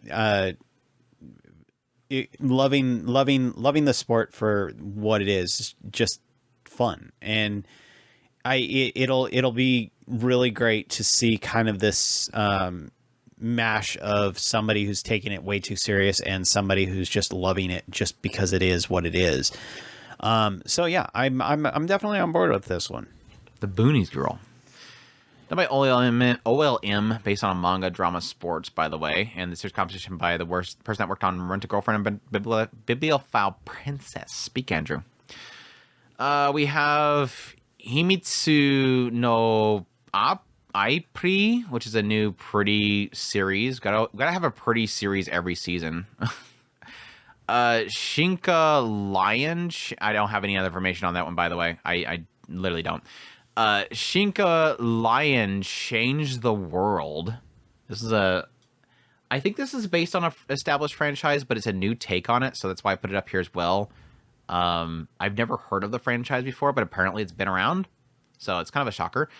But yeah, I don't really have much information on it besides the fact that it's Production IG, Signal MD, Shogakukan Music, and Digital Entertainment Studios are all working on it at the same time.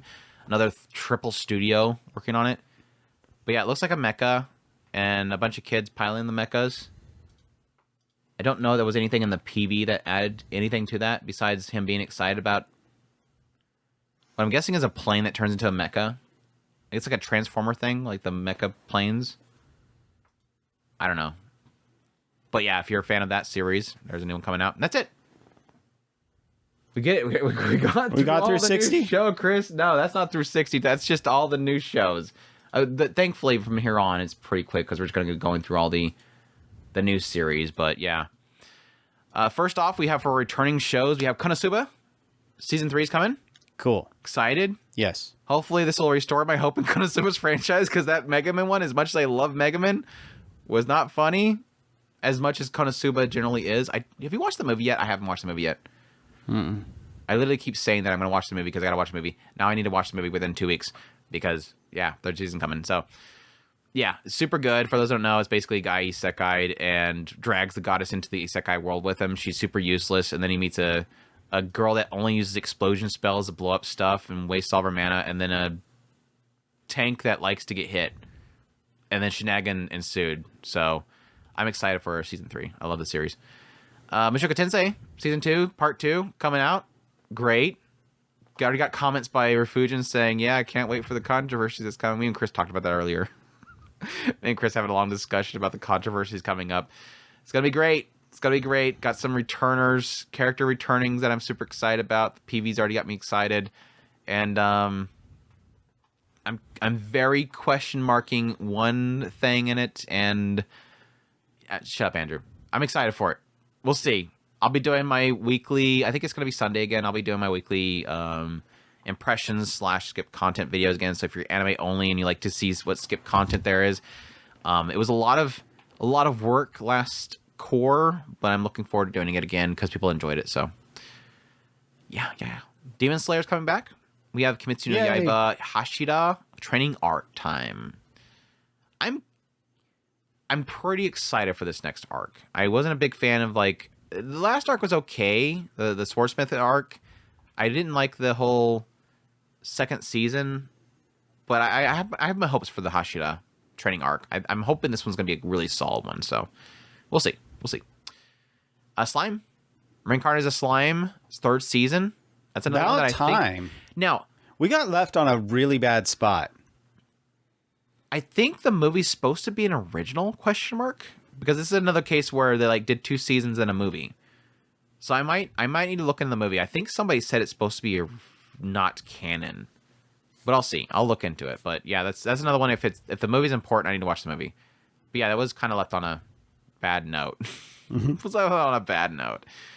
My Hero Academia is coming back.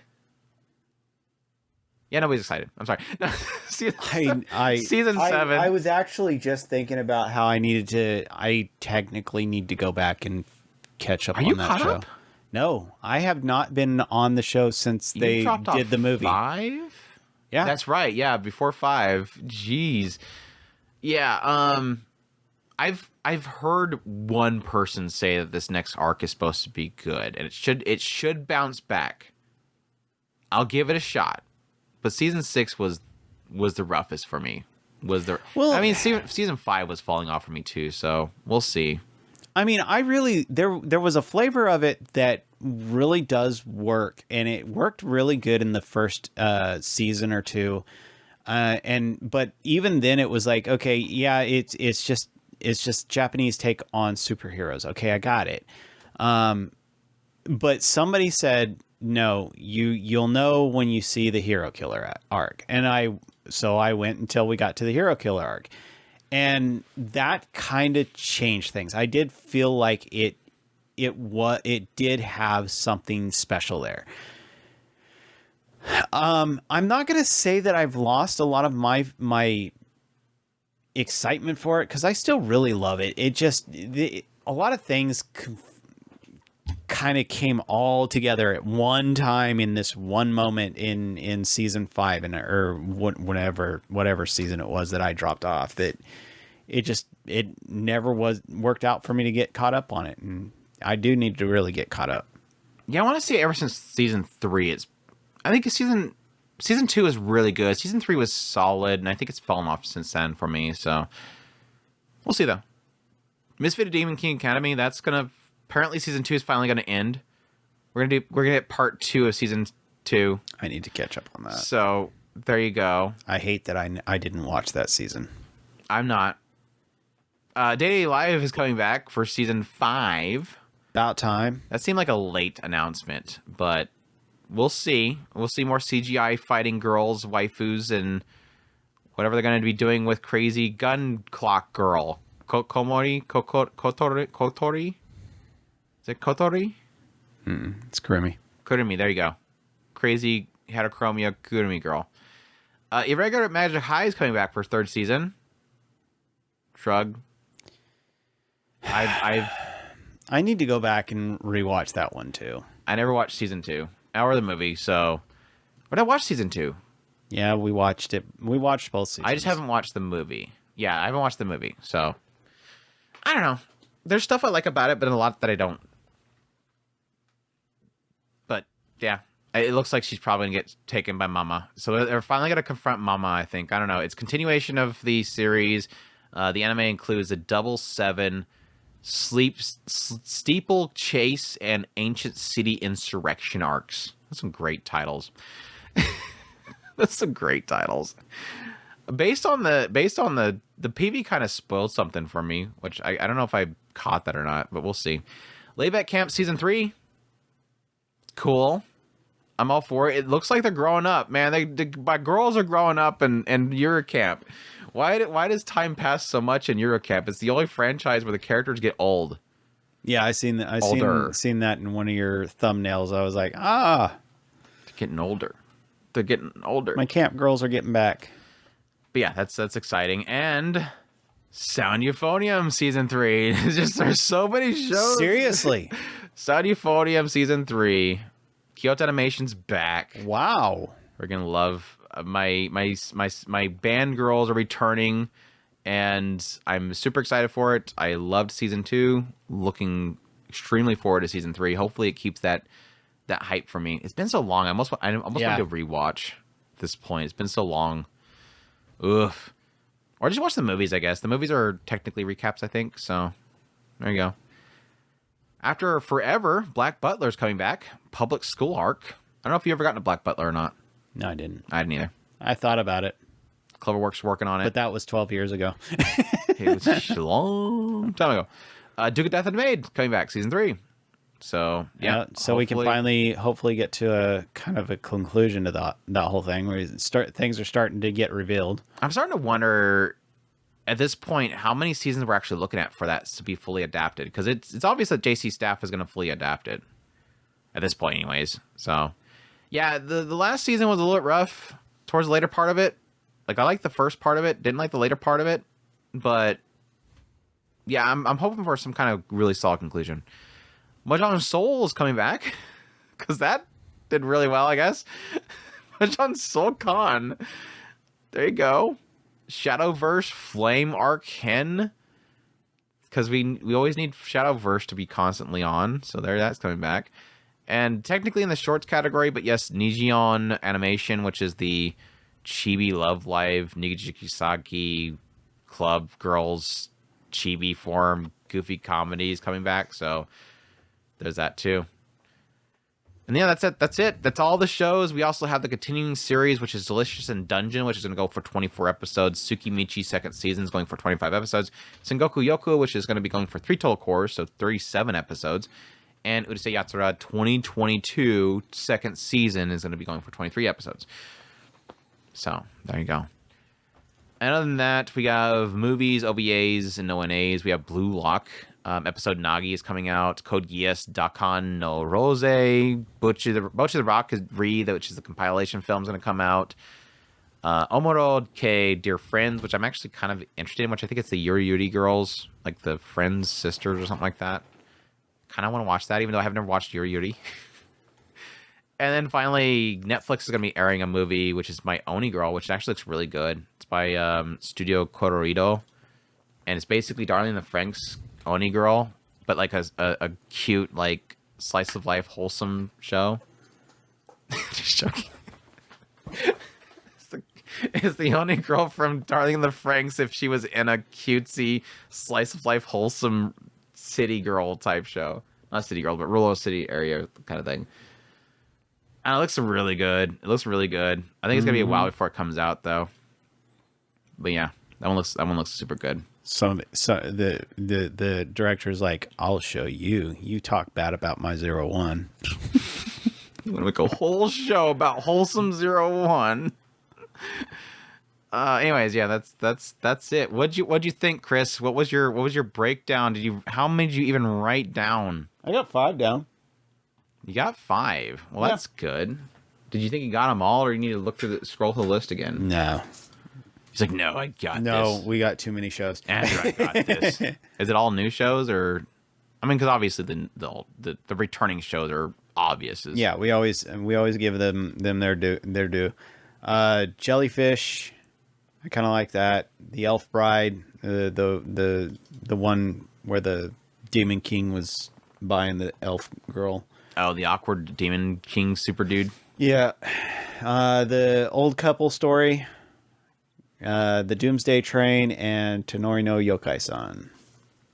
I knew you would join me on the Tenori Youkai-san train.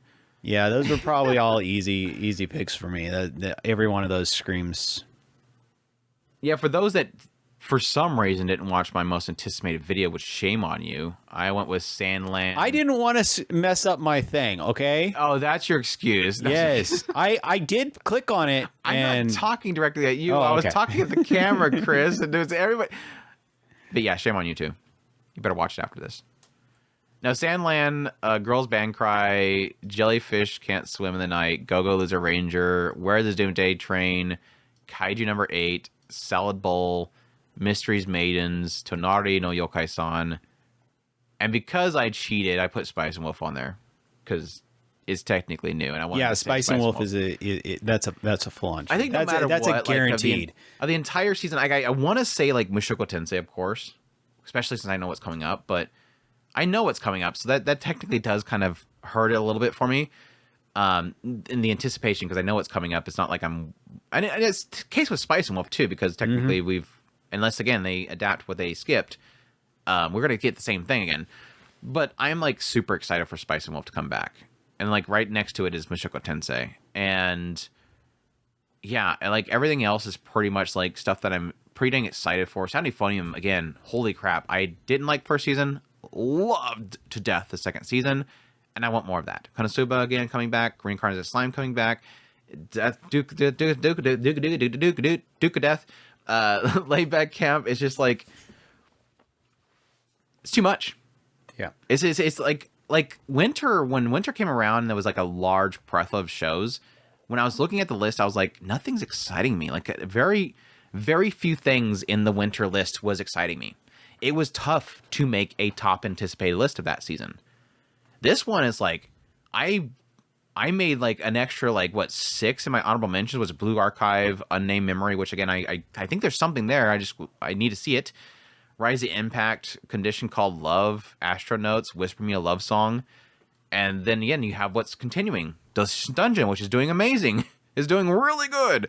Usui Yatsura, which I'm really loving this new season. Tsukimichi's doing solid. Sengoku Yoku, as much as I hate what they did in that show, I like it. I like it a lot. And it's going in a really interesting direction, so... Oof. Spring's scary. Yep. Spring is probably easily the most scary season that we've run into in a long time, so... And a lot of that has to do with, like, some of the biggest franchises right now that are ongoing coming back as well. So I don't know. I told a lot of people that I'm like, we have technically finally have our stuff tallied. Ira finished tallying up the the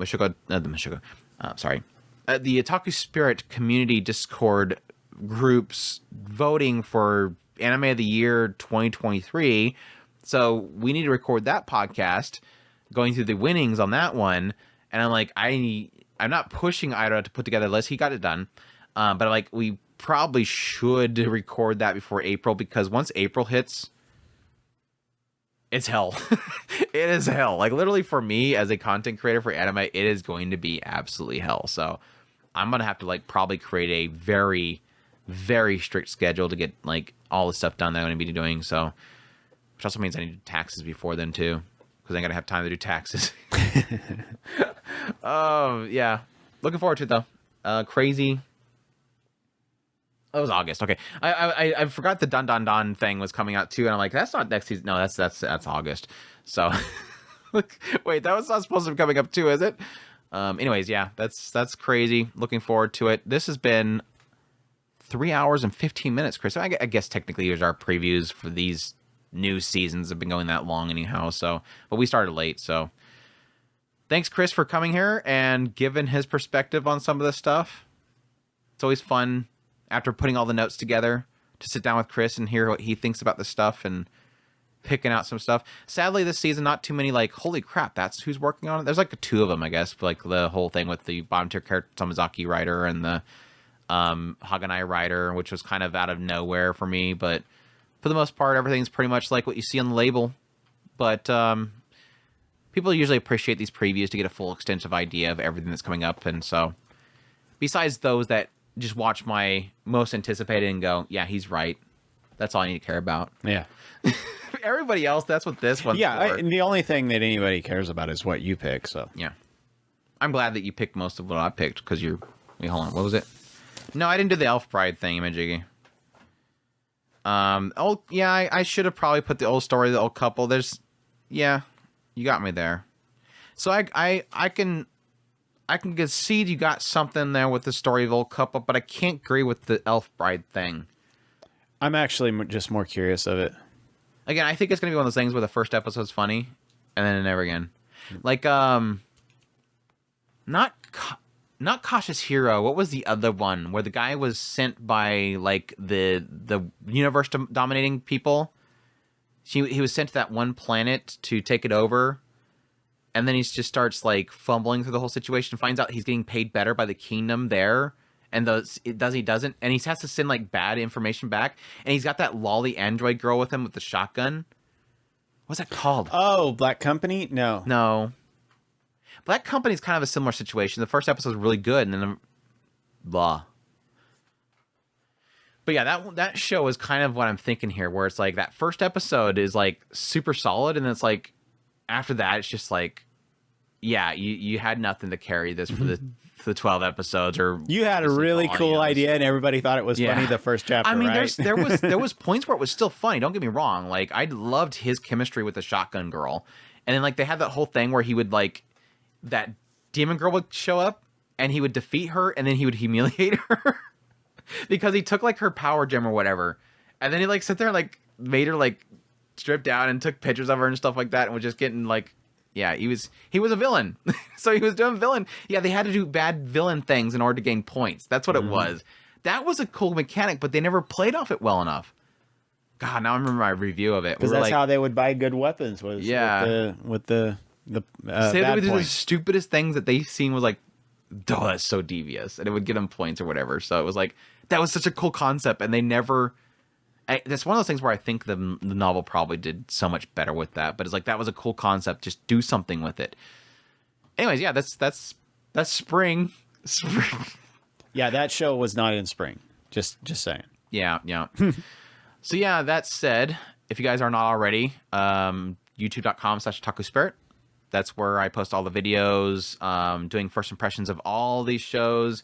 Eventually, when all the shows get a few episodes in, me and Chris will be doing a first impressions video series. We'll probably end up having to do like 4 first impressions. So we might have to start early this time, just so that we don't end up at the end of the season. Which again, technically, Winters was terrible because we have the year and stuff. But yeah, stick around for... Even though we tried to merge them all down and force them into one, where we might end up having to kind of spread them out again. Yes, we might have to. But yeah, youtube.com/Otaku Spirit. I'll be doing first impressions of all the shows this season, give you guys a general idea of what's happening in the show, my thoughts on it, so you can decide if it's something you want to watch. Then again, we'll do the podcast, we'll do first impressions, and we have reviews coming up here soon for the winter season, which that should be fun as well. But until then, hope you guys enjoyed this preview of the spring season. For anybody that kind of stuck around for the whole thing, thank you guys so much, and all of your support. Everybody that supports the channel monetarily, patrons, tips, links, super thanks, all that stuff. It means a lot to us. And until next time, take care. Oos.